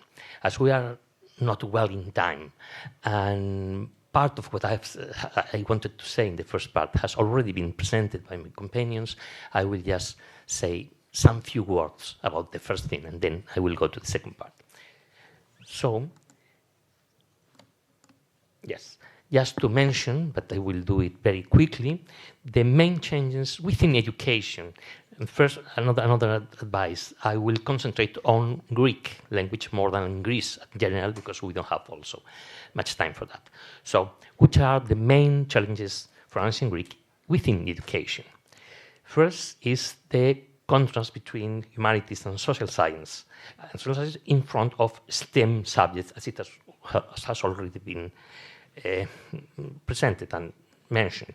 Second, there is another challenge, which is the contrast between historical humanities and which are called modern humanities, such as psychology, which are mostly social science, psychology, law, anthropology, etc. And the third one has to do with the difficulty somehow, and sometimes, to defend the linguistic teaching in front of the more descriptive subjects, as for example, history or literature. So this, within the education, I think these are three of the most important challenges we can find for keeping teaching ancient Greek language. Both these three challenges can be explained, but I will not go into them in depth, by two different most important causes. The first is the notion of usefulness that has also more or less been mentioned. What is useful and what is not useful in education. Of course, this is a fallacy that has been, for example, discussed by the professor Ordine. We know well, all of us, about his book and his books. And the second reason is just this idea very much introduced in education after the Second World War, which is that the education must prioritize comprehension in front against memory, which is also another fallacy, in the sense that there cannot be really learning of anything if you don't memorize things. You can understand very well something, but if you don't get somehow some of this information, you cannot use then it afterwards. So it does not become a real education, does not become a real education. Well, this was the first part, and so this around 4 pages of my presentation, which I will skip because more or less it has been already presented. And I will go to the second part of my presentation that perhaps for the translators can be, is from page 5 to 8. And this has to do with instead of refuting false ideas of possible attacks against the teaching of ancient Greek and Latin, I will quickly present the arguments that can be listed in favor of the need to maintain the teaching of these subjects, ancient Greek and Latin, and what results can be obtained. In several cases, I will be somehow critical of what has been done so far, and I will propose changes in the methodological approach to the teaching of classical languages. What I am going to present, this is important, can be seen as a compilation of contributions gathered from colleagues from my own country, Spain, but also from many other countries, in particular the members of the board of the FIEC, Fédération Internationale des Études Classiques, which has already been mentioned, which is the biggest organization, the umbrella organization for all the institutions that study and preserve the legacy of antiquity all over the world. Much of what I am going to say is well known, I know, and I am sure that many of you have discussed it in these same terms in some way. However, in this case, what I am about to say has the value of reflecting what we might call a consensus somehow among professional philologists and classicists regarding what can be gained from the study of ancient Greek and obviously Latin as well. I will arrange the arguments from the most concrete to the most abstract, and let me now pass very quickly all the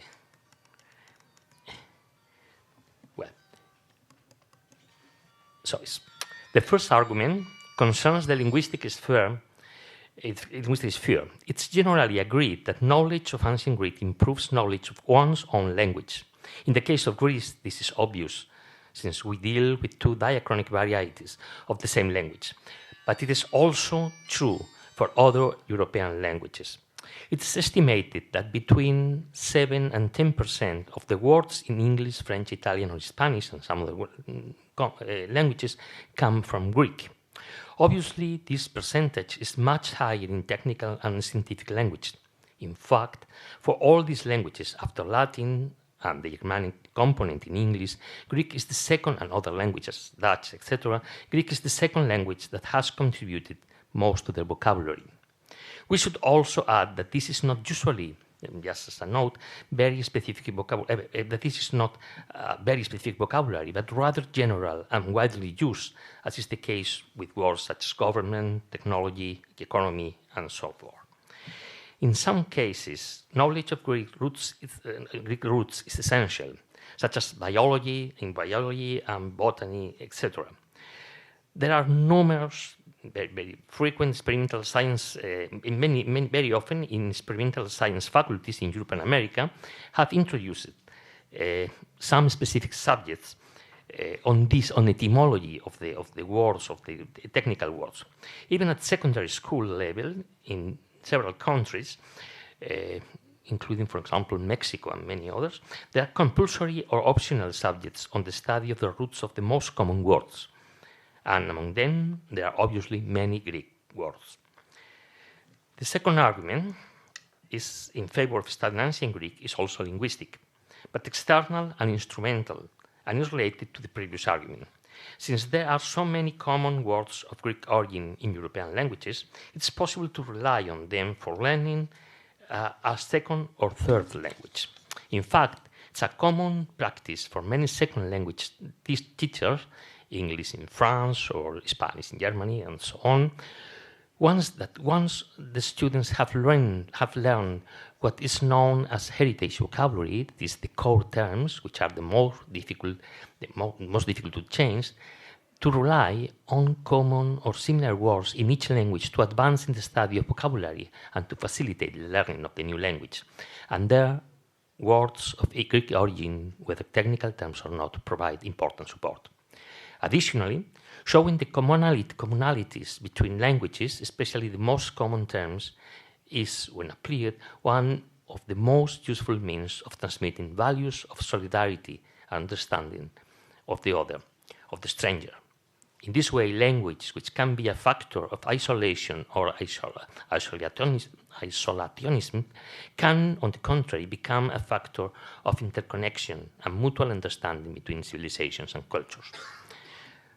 The third argument is of literary nature.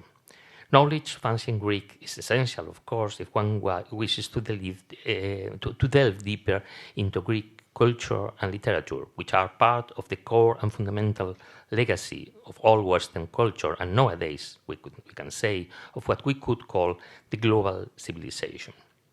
It could be argued that the level of knowledge of the Greek language achieved in secondary school, and today also relatively at university, barely allows access to Greek text in the original language. This criticism is valid. However, new methods of active teaching of classical languages seem to be helping to overcome this situation. In fact, language immersion, as already argued, a method used for learning modern language is already being applied in many places for ancient Greek and Latin. Apart from specialized institutions and private institutions, also in some official programs, or official programs for education in several countries, this method is being introduced. I can just, to give an example, quote my own country. In Spain, dozens of secondary schools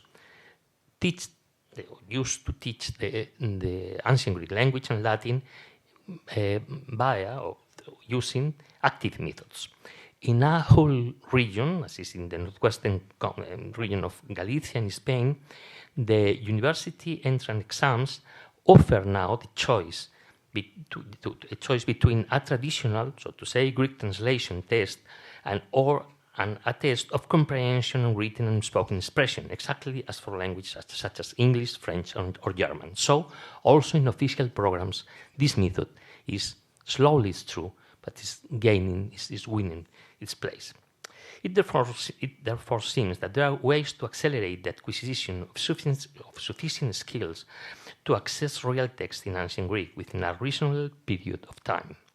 This means that many students, after 2 years of active learning of the Greek language, are able to read real text by ancient prose writers without too much difficulty.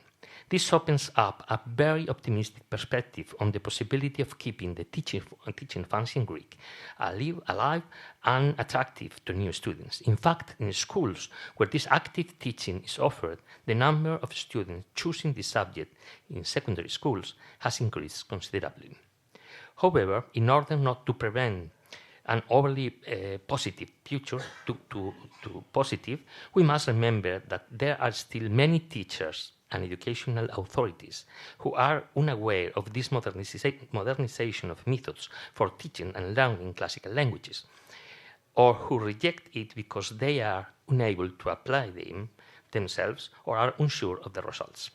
In this regard, there is still much to be done. For example, there is a lack of in-depth comprehensive scientific studies with very verifiable statistical data showing the extent to which the use of active methods in the teaching of classical languages accelerates access to ancient texts.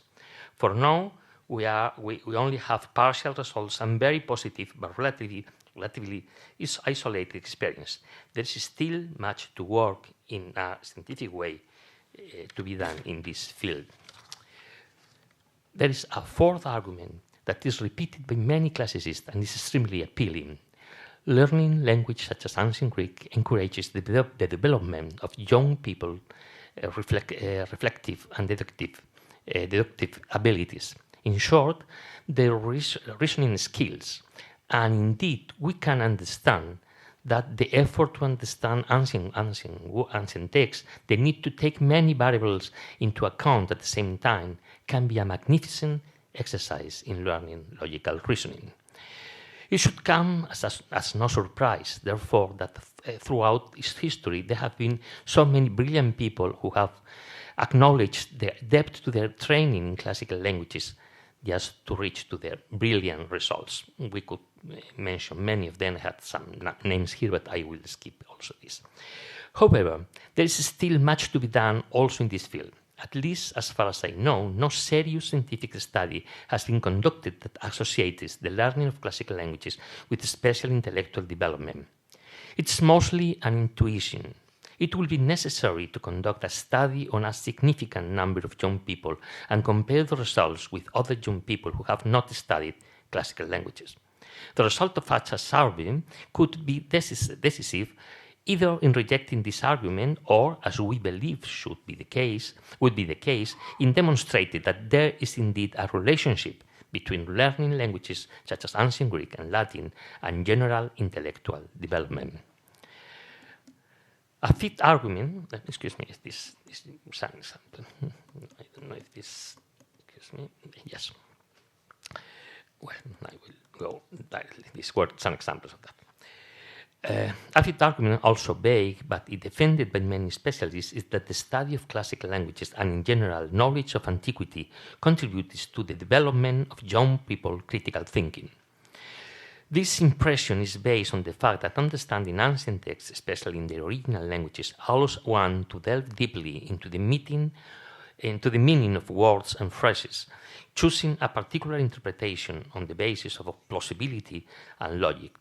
This, in turn, involves rejecting several alternative interpretations, which is a very productive exercise in judgment and criticism. If this is indeed the case, it's extremely valuable for the future life of young people as citizens and professionals. Indeed, in a very competitive world such as ours, individuals' critical thinking skills become a formidable tool for navigating multiple options and a growing and suffocating volume of external stimuli. Once again, however, this argument in favor of studying ancient Greek, even though it has been confirmed by specific teachers in specific situations, currently lacks sufficient statistical and scientific support. It would be very necessary to conduct studies on a large number of students in order to verify whether, in fact, a good education in classical languages and early access to ancient texts effectively fosters students' critical thinking skills. And finally, this was improvement in critical thinking, and finally, we come to an extraordinary argument, the sixth, which some classicists claim. Knowledge of classical languages, Greek and Latin literature, and the ancient world in general teaches us to appreciate beauty, simply to enjoy the meaning of words, their beautiful combinations in poetry, drama, and prose. Just as one learns to appreciate a work of art, learning to enjoy ancient texts, especially if it can be done in their own languages, the original languages, even if support or commentary is needed, is one of the best legacies we can leave to young people in their formative years. And I am coming to the end. We have seen how there are no serious arguments for, we could see, and it has been already argued, that there are not serious arguments for underestimating the teaching of humanities, including the historical humanities, and among them the classical languages, ancient Greek and Latin. We have also seen how there are arguments to defend the enormous usefulness, if we want to put it that way, that learning classical languages brings to the education of young people, such as the evident and proven improvement in their linguistic abilities, such as the progress in the knowledge of foreign languages, such as a better understanding of the world in its variety, but also in the many links and similarities that exist between languages, and the suggestions on the possible development of intellectual capacity and critical thinking so necessary today. And finally, the aesthetic training that comes from learning to recognize and appreciate the beauty of ancient texts. Many of these results are fully proven. Others are more intuitive. It's our obligation as classicists and as scientists to advance research to confirm or reject, if necessary, some of these ideas. However, taken together, they constitute a collection of first-rate arguments for maintaining the teaching of classical languages. The renewal of methods that is currently taking place in the teaching of these languages demonstrates their vitality and at the same time supports the profound relevance of this teaching. So, as my title says or say, of course, to learn and to teach ancient Greek and Latin is relevant for us to teach the Greek culture, but also the Greek language. And better, even we can say that it's not a matter of confronting or comparing Greece and us, because as a very well-known scholar, British scholar, once said, we all are Greeks. Thank you very much.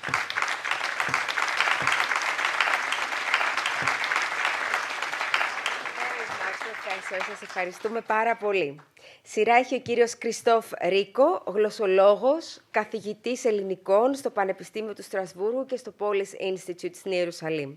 Ο Κριστόφ Ρίκο διδάσκει την κοινή ελληνιστική, τη βιβλική μορφή της ελληνικής γλώσσας και έχει συμβάλει καθοριστικά στη διδασκαλία των αρχαίων ελληνικών σε χιλιάδες ανθρώπους παγκοσμίως, οι οποίοι επιθυμούν να διαβάσουν την Καινή Διαθήκη και τα πατερικά κείμενα από το πρωτότυπο. Στο Polish Institute έχει αναπτύξει και διδάσκει μία πρωτοποριακή μέθοδο πλήρους γλωσσικής εμβύθισης, ενώ η ικανότητά του να χειρίζεται την ομιλούμενη μορφή της αρχαίας ελληνικής γλώσσας είναι εντυπωσιακή. Σήμερα θα μας παρουσιάσει την ομιλία του με τίτλο «Μπορεί κανείς να μιλήσει άπτεστα αρχαία ελληνικά?» Μία εμπειρία διδασκαλίας με πλήρη γλωσσική εμβύθιση. Άραγε, δύνατε της λαλήν, τη ελληνική, τη ζώση, απτέστος. Ο κύριος Ρίκο ου μόνον λέγει ότι δύνατε, αλλά και αυτός τούτο έργο αποδείκνυση.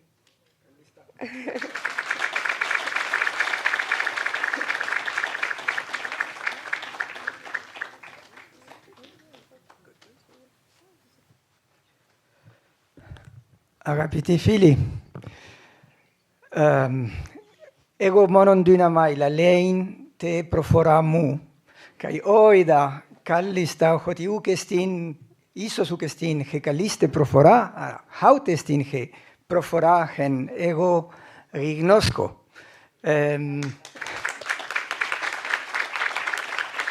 Συγγνώμη. I will speak in English as it is foreseen. I have to say that when I was 16, a long time ago, I became in love with ancient Greek. And ever since, that love is there. So we are going to talk today about, so this is why I am very, very honored to be, because I think that when I first started to learn ancient Greek, I didn't think that one day I would be speaking here in Athens, at the University of Athens, in the occasion of the World Day, International World Day of Greek. And so I am very thankful to you for this invitation, Evgenia. And we are going to talk about a full immersion ancient language teaching experience. So, let us go. Why speaking ancient languages? So the first question, is it a futile undertaking? Because there are people who speak Elfish. And you have websites where people start speaking Elfish. Okay, why not? Fluently. So the question is, when we speak ancient languages, and of course, I will speak very specifically over the case of ancient Greek afterwards, but it is broader. So to speak an ancient language, it's a means rather than a goal. Because we don't speak ancient Greek at the Polish Institute or elsewhere in so many institutions, not so many, but in some institutions, just for the sake of speaking an ancient language. It is not just, okay, we have other languages to communicate. We don't need ancient Greek. Why do we speak ancient Greek? Because it is necessary. If we really want to internalize the language, to be able to open Plato and read it, you know, when I finished my PhD, so I studied, I did my PhD in Sorbonne, so I had studied Greek for so many years.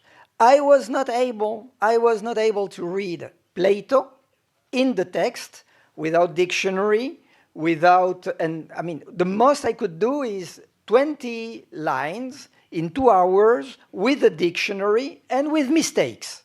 So that was what I had achieved with a doctorate in Greek linguistics. So it's a necessary means. Unless we speak the language, we won't be able really to read Plato in the text. And when you read Plato in the text, it's such a freshness. It's such, when I say Plato, I say the New Testament, I say the philosophers, I say whatever. So the second question is, when we speak ancient Greek, for instance, shall we speak only about topics related to antiquity? Or else, shall we talk about any topic? So I know an institution where they meet every week, every 2 weeks, and they speak only about ancient topics. So they don't use, in daily use, they don't use the language.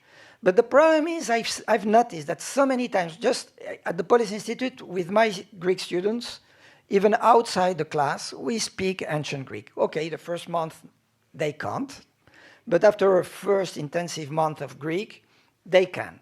So we speak in ancient Greek. And sometimes they say, okay, I can't. I mean, they speak in English, I answer in Greek. And after 2 or 3 exchanges, they only speak ancient Greek. So the thing is, in any conversation, I see that, okay, how would you say that in ancient Greek?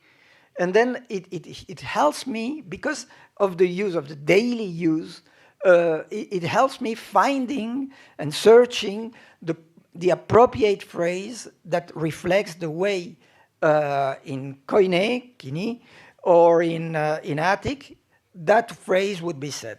So I think it's important to get to a full resurrection of the language and not only a partial resurrection of the language.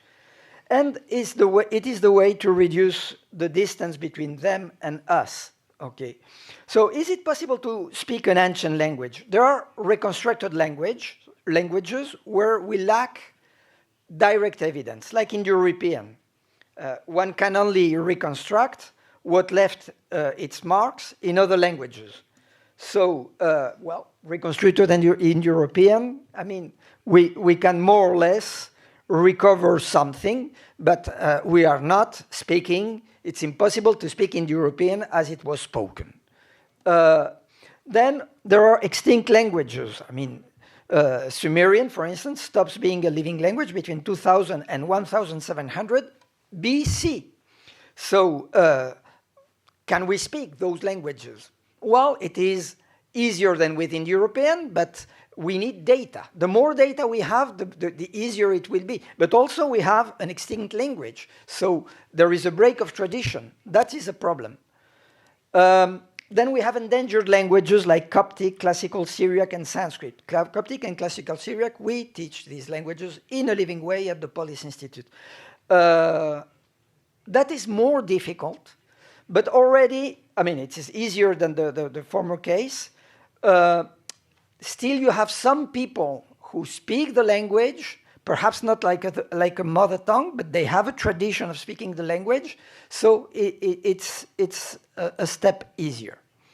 Then we have the cases of diglosia, where they are preserving a tradition, where it is not a mother tongue, but it's like a fixed tongue. It is the case of Standard Arabic.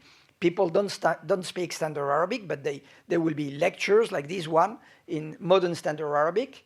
Latin, it has always been spoken, even if it was not a mother tongue.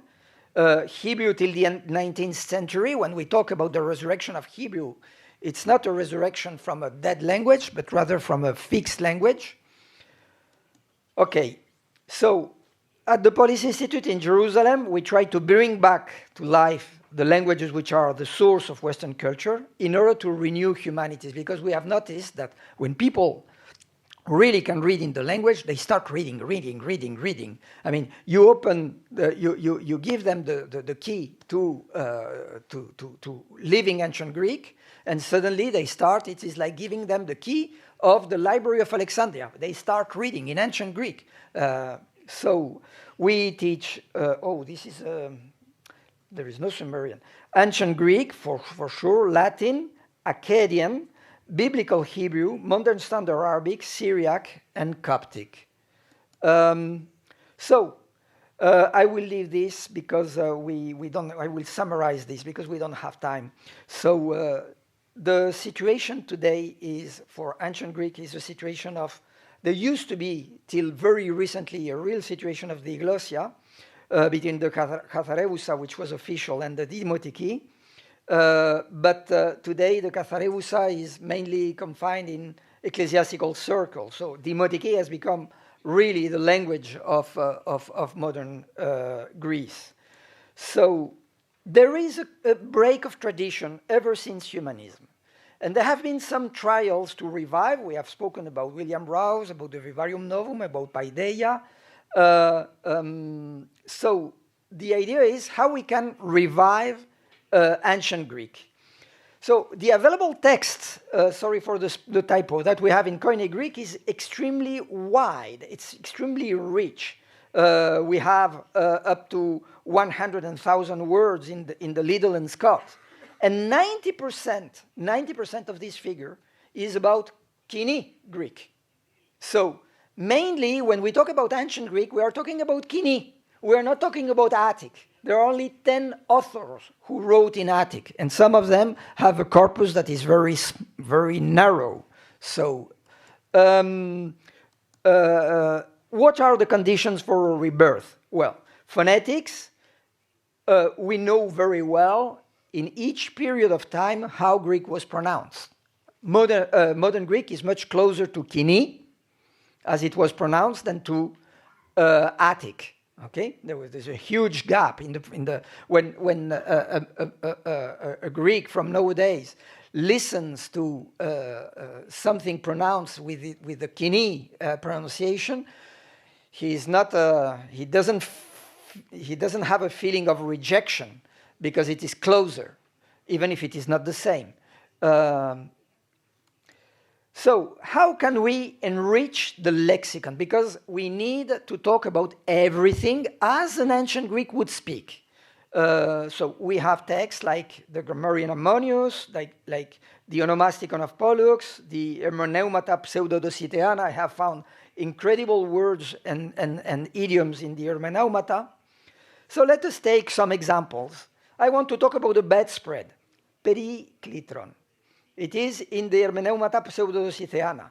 I want to talk about a toothbrush. I have that word in ancient Greek. We shouldn't think that ancient Greek were dirty. They, at least in some classes of the society, they used toothbrushes. Odontoxestis, they had pajamas, okay? At least in Hellenistic period. The accent is wrong. Enkimitra, it should be. Okay. They had swimming suits, lutris. They had bikinis. They had, Piazza Armerina, Sicily, 4th century. Is this a bikini? 4th century. And we have a word for that, okay? We have the word for coconut, Carrion indicon. We have the word for banana. The banana was introduced in Greece in the 6th century. And Cosmas Indicopleustis, he is talking about that. This is the Carya indica, or the coconut. So another way also to enrich the vocabulary is to find a metaphor that is already attested. If we take the works of Lucian of Samosata in the True Stories, we have all the lexicon of navigation that we can use for flying. So how to say takeoff, but we have anagomy, to get out into the open sea. But then it was used about boats who were going to the stars. So to land, prosejo. I'm sorry for my pronunciation. I will pronounce it in the classical pronunciation. Tote unas pasamenoi ton Basilea, caetusan fauton, embasantes anecthimen. So you see, then you have aerodromo, to move in the air, or pleo. Hepta de gemeras, caetasisas nuctas, aerodromes antes, ogdoe, cathoromen gentina megalen ento aeri. So you see, aerodromes antes. We have the word. Well, I'm not going to use something else. I am going to use what was used in ancient times. And this way I am not harming the language, you see, but I am using it today. We can also enlarge through metaphor the meaning of an attested word. For instance, I have psycheion, which was an icebox, a cooler. That was something that existed. Why not using it for fridge? In the same way as in Spanish, we have nevera, which was an icebox, and it is used today to talk about a fridge. For the matches, xylephion, small piece of wood to light fire.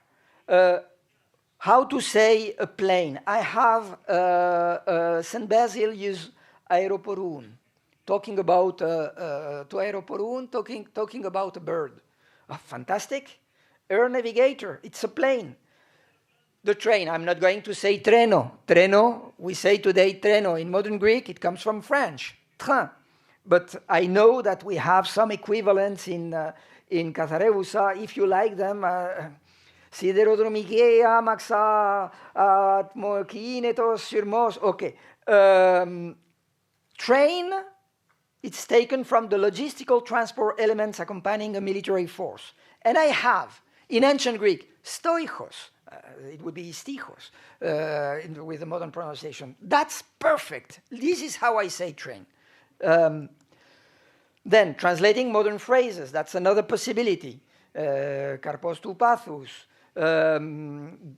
geinon, for taking the model of pomme de terre and the model of armeniakon, melon armeniakon. Well, watermelon, hydatos pepon, coffee, poton arabicon. This is coffee. It's better to say like that because I'm using two very well attested ancient Greek words than saying something that was not attested in antiquity. I don't want to harm the Greek language. It is too beautiful to be harmed. But I want to speak it. I want to speak it because it is the way I have to be able to enter into ancient texts. So, another possibility, when we have a modern Greek word that respects ancient noun formation rules, because it's normal, the modern Greek language has evolved. It is not the ancient Greek language. But sometimes we have modern Greek words that respect ancient noun formation rules. Let us take it, okay? I am not going to say anything else than anapter for lighter. It's fantastic. Or telephonon, or teleorasis for television. It should be podosphyron and not podosphyra. There is a misspelling here. But anyway. well, then we can also find a new phrase or a neologism respecting ancient noun formation rules, so that we create a word. I don't have the word for rabbit meat, but I have kuniklos, which is the rabbit. So let us use the kuniklia crea, because we have so many words for food that are with the ending eia, and we understand the word crea is understood, then that's the way. I will take the example of hummus. From Erebinthos, we can have Erebinthian, which is not attested, but we have from Hippar, we have Hippation in ancient Greek, and it is a decoction of liver, a liver decoction. So it is exactly the same way of deriving the words. And that would be a way of talking. I know that you are hungry already, I'm sorry. I shouldn't think vanilla or golden rules. We have to find an elegant solution. We have to avoid periphrases. So, for instance, if I have to translate the word golf, the word, in my opinion, the easiest way would be Kaledonikos, because so we understand sphirismos, okay? Because it is the Kaledonikos sphirismos. There are two strange signs there, but don't pay attention to that. So because it is the sphirismos, if you want, the ball game that was invented in Caledonia, in Scotland. So Kaledonikos, this is a very elegant way of talking about golf. I am not going to say something else because I don't want to harm the Greek language. The same thing for if I want to talk about bridge, hegefura legomene chartion kubeia. That's gefura, and I understand he legomene chartion kubeia. That I understand, but I will say just hegefura. This would be an elegant way of using. In summary, because we don't have time, the idea is to allow people to get direct contact with ancient Greek texts. This is extremely important. You know, I remember once I was flying from Tel Aviv to Paris, and it was just recently that I started really speaking ancient Greek. And I took for the trip, I took some dialogues of Plato, and among them there was the Apology of Socrates, there was the Euthyphron, and another one. In the 4 hours, I read, I think, 2 dialogues of Plato directly in the text. You cannot imagine the sensation of bliss that I had suddenly. Come on, now I can read it directly. So far in my life, I couldn't do it. And it's so, I mean, it's like, you have an impression that it is something completely new, completely refreshing. The strength of this philosopher is incredible. When you take this morning we were talking about the Gospel of John. When you read it in the original, and understanding it directly, it's such an experience. Again, thank you so much to you, people of Greece, for keeping through the ages your beautiful language, despite all the difficulties you had with the Turks, with I don't know what. Thank you so much.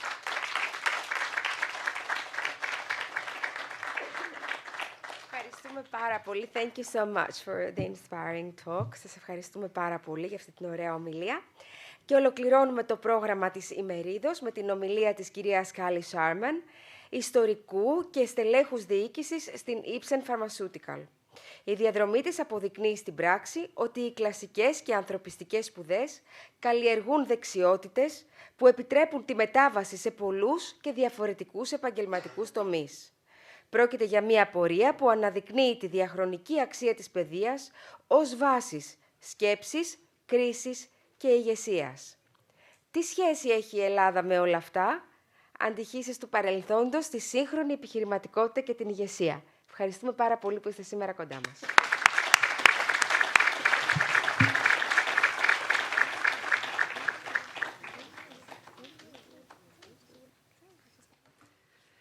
Καλησπέρα και ευχαριστώ.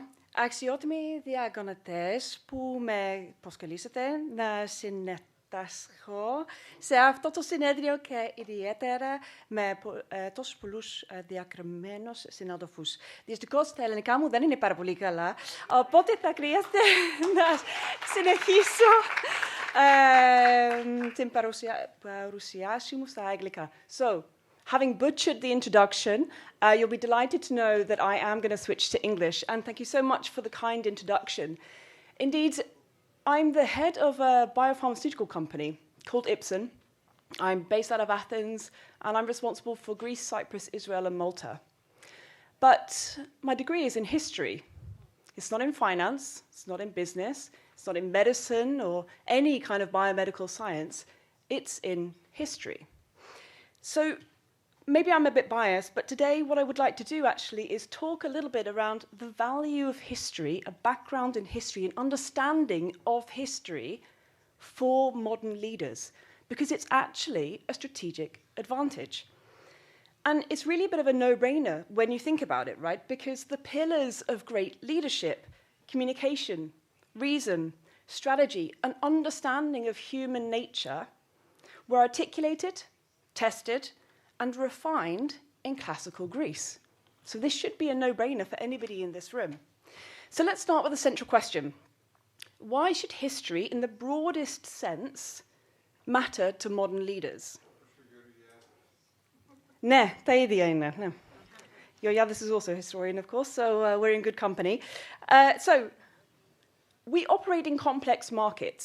So for those, I'm not sure we have very many left, at least in the room, with the executive MBA, you should be familiar with the VUCA environment, right? Volatile, uncertain, complex. We've got new technologies. We've got all sorts of competition coming our way. It's a complex space in which to work. And so the environment might change, technologies might change, but human nature tends to change relatively slowly, which is why history becomes a competitive advantage. Because when we see the world through the historical lens, what we're actually able to do is to understand where we've been, contextualize where we are right now, and hopefully anticipate where we might go from here. History provides in itself an archive of decisions, of crises, of conflicts, of successes that we can draw on, that we can learn from. And the study of history also requires us to build a set of muscles, a way of thinking and learning that are foundational to any job. Any job that requires any degree of critical thinking can benefit from a background in history. So then the question is, what's really specific about ancient Greek history? Why is it so differentiated, and why does it really provide a unique view that helps us to contextualize where we are right now? Well, ancient Greeks shaped foundational ideas around leadership, strategy, ethics, persuasion, and human nature. And these are fundamental principles to how we lead today. And the challenges that we face as modern leaders, we see reflected in the ancient Greek past. Think about things like competition. Well, you can think about city-state rivalries. What about innovation as a concept, but also as a competitive advantage? Think about new naval and military technologies, new insights in philosophy and mathematics. How about governance structures? When we think about alliances, when we think about councils, when we think about burgeoning democracy, how we take and make decisions is crucial to how we lead in a modern context. But it's not just that we have these similarities that we see mirrored between the classical world and modern business and leadership, but it's because ancient Greece is the birthplace of many of these leadership concepts that we still practice today, either consciously or not. So maybe let's dig into some examples. If we take one of the most crucial ones, let's think about communication. Communication is one of, if not the biggest advantage for any modern leader. And that means if you want to be a good communicator, you need to persuade. And when you're persuading, it means rhetoric. Now, rhetoric these days is a bit of a dirty word, right? But actually, when it's done well and when it's well-intentioned, it builds trust. It helps to tell a story. It brings people along on a journey. And the Greeks formalized rhetoric, as we know. It's a discipline considered essential for anybody in public life. Think about Aristotle's concepts around ethics, pathos, and logos. We still use these same principles today as the foundation for how we communicate with impact. So, how do we actually use that in the modern world? Well, strong engagement skills mean that leaders can communicate a compelling vision for the future. Think about any leading company that you'd look at now and how important it is that the head of that company is able to simplify and communicate with impact a clear vision and strategy. Think about how somebody can clearly articulate communications in a crisis. And a good leader doesn't spin a crisis, they'll frame it or reframe it. Facts first, empathy always, and a plan to move forward. These principles are rooted in ancient Greek understandings of communication and in rhetoric. And more than that, communication itself is something that we can use to inspire and motivate the people around us. It facilitates how we engage with our stakeholders, internally within an organization, but also externally. Think about customers and external decision makers. Storytelling itself remains one of the most powerful and impactful skills that a leader can possess, and the foundations are still rooted in Aristotle's framework. So we've got communication then, rooted in these classical ideas. But what about if we think about reason and decision-making? Philosophers like Socrates, Plato, Aristotle emphasized inquiry, logic, and self-reflection. Leaders, good leaders, should be thinkers. They should ask deep questions. They don't just need to be people of action. And it's the same principle now. For any modern leader, we need to drive the best possible decision and the best possible way to take and make decisions, not rush into action without understanding what the implications of that decision or that course of action is going to be. And these days we might use more data and analytics to understand and scrutinize how we take decisions, looking at a problem or an opportunity from lots of different angles to come to a reasoned decision about how to move forward. But the principle remains rooted in ancient Greek concepts of decision-making and reason. So if we take that then to the next step, what about strategy? Strategy is perhaps one of the best examples where a background in history is actually really useful, because strategy is never done in a vacuum. To design a good strategy, to understand what it means to implement a strategy, you have got to look at where you've come from, understand where you are, and make a reasoned decision about where you might go from there. And we have examples of this rooted, again, in the ancient world. Think about the foresight that it took Themistocles to think about building ships, right? And then we see the advantage in the Battle of Salamis in 480. It's still one of the greatest naval battles, one of the greatest naval victories for the Greeks that we see in history. What about the way that city-states are formed through a mixture of alliances and partnerships? And yes, you have, of course, economic and military subjugation there as well, so we'll just park that to one side. But if you think about the concept of alliance building, partnership building, this is what we do when we create strategy and when we deliver it in the modern context. What about a leader like Pericles, for example, combining changes to Athenian democracy, a nascent Athenian democracy, with nurturing the Athenian empire? For those in the executive MBA, they should be familiar with the idea of transforming and performing at the same time, again, rooted in ancient ideas. And these are themes that we see repeated. Forethought, long-term planning, anticipation of a future that's not yet realized, strategic decision-making, prioritization, and then that strong communication to bring people along with us on the journey. The ability to create a strong foundation on which to build, balancing bold ambition with thoughtful planning and trade-offs, is still what happens when we build a modern strategy. So we've talked a lot about communication, we've talked about reason, we've talked about strategy, right? Principles that we see reflected in the modern world and in modern leaders, and principles that we see rooted in classical examples. But there's more than that, and it's been touched on a little bit before as well. There's the human element. Greek histories, Greek tragedies are full of lessons and insights about the human condition. Everything from ambition and hubris, failure and loyalty, responsibility and resilience. All of these very human characteristics are as prevalent then as they are now. Humans don't change that quickly. And the very best leaders are those that understand how to mitigate our worst flaws and failings and can bring out our very best skills and qualities. In the modern context, this is about linking the human experience to organizational dynamics. And to do that, we need to create the conditions in an organization that help to foster an environment where the best of people can thrive while minimizing the conditions that are more likely to bring out our very worst human traits.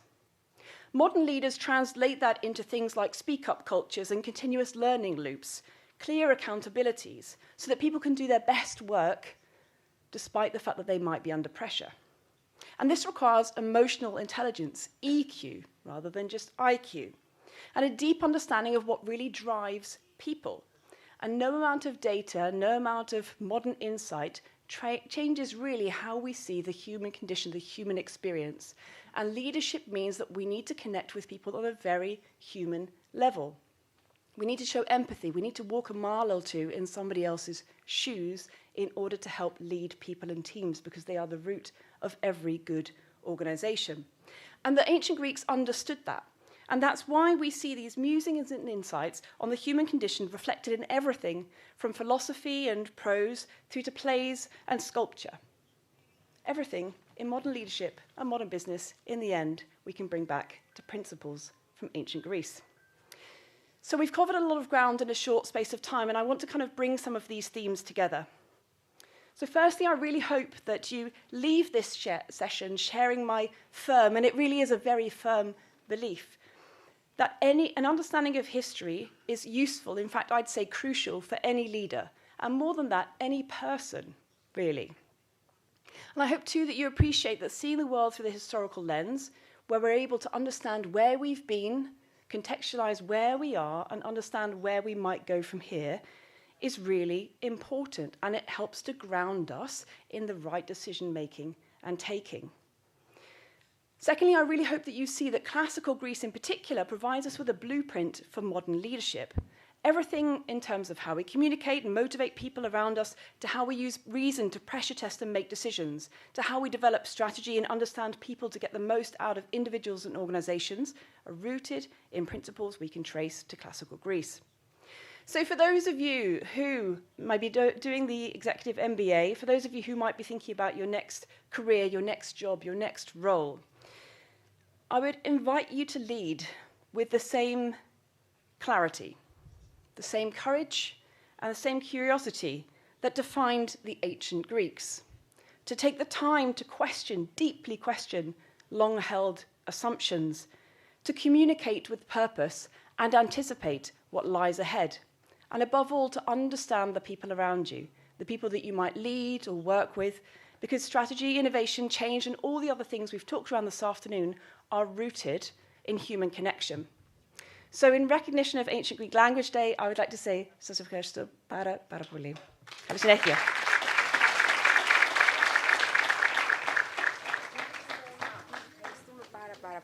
Σας ευχαριστούμε πάρα πολύ. Μετά τις ομιλίες και τις παρεμβάσεις που ακούσαμε από τους αξιότιμους ομιλητές μας, αναδεικνύεται καθαρά η ιστορική συνέχεια της ελληνικής γλώσσας, η οποία μέσα από αιώνες χρήσης, διδασκαλίας και μετάδοσης παραμένει ζωντανό όχημα σκέψης και παιδείας. Από την αρχαιότητα έως σήμερα, η ελληνική γλώσσα δεν έπαψε να διαμορφώνει έννοιες, αξίες και τρόπους κατανόησης του κόσμου. Με αφορμή την Παγκόσμια ημέρα ελληνικής γλώσσας και τη σημερινή ημερίδα, εύχομαι να την αγαπήσαμε λίγο παραπάνω ή τουλάχιστον να την εκτιμήσαμε.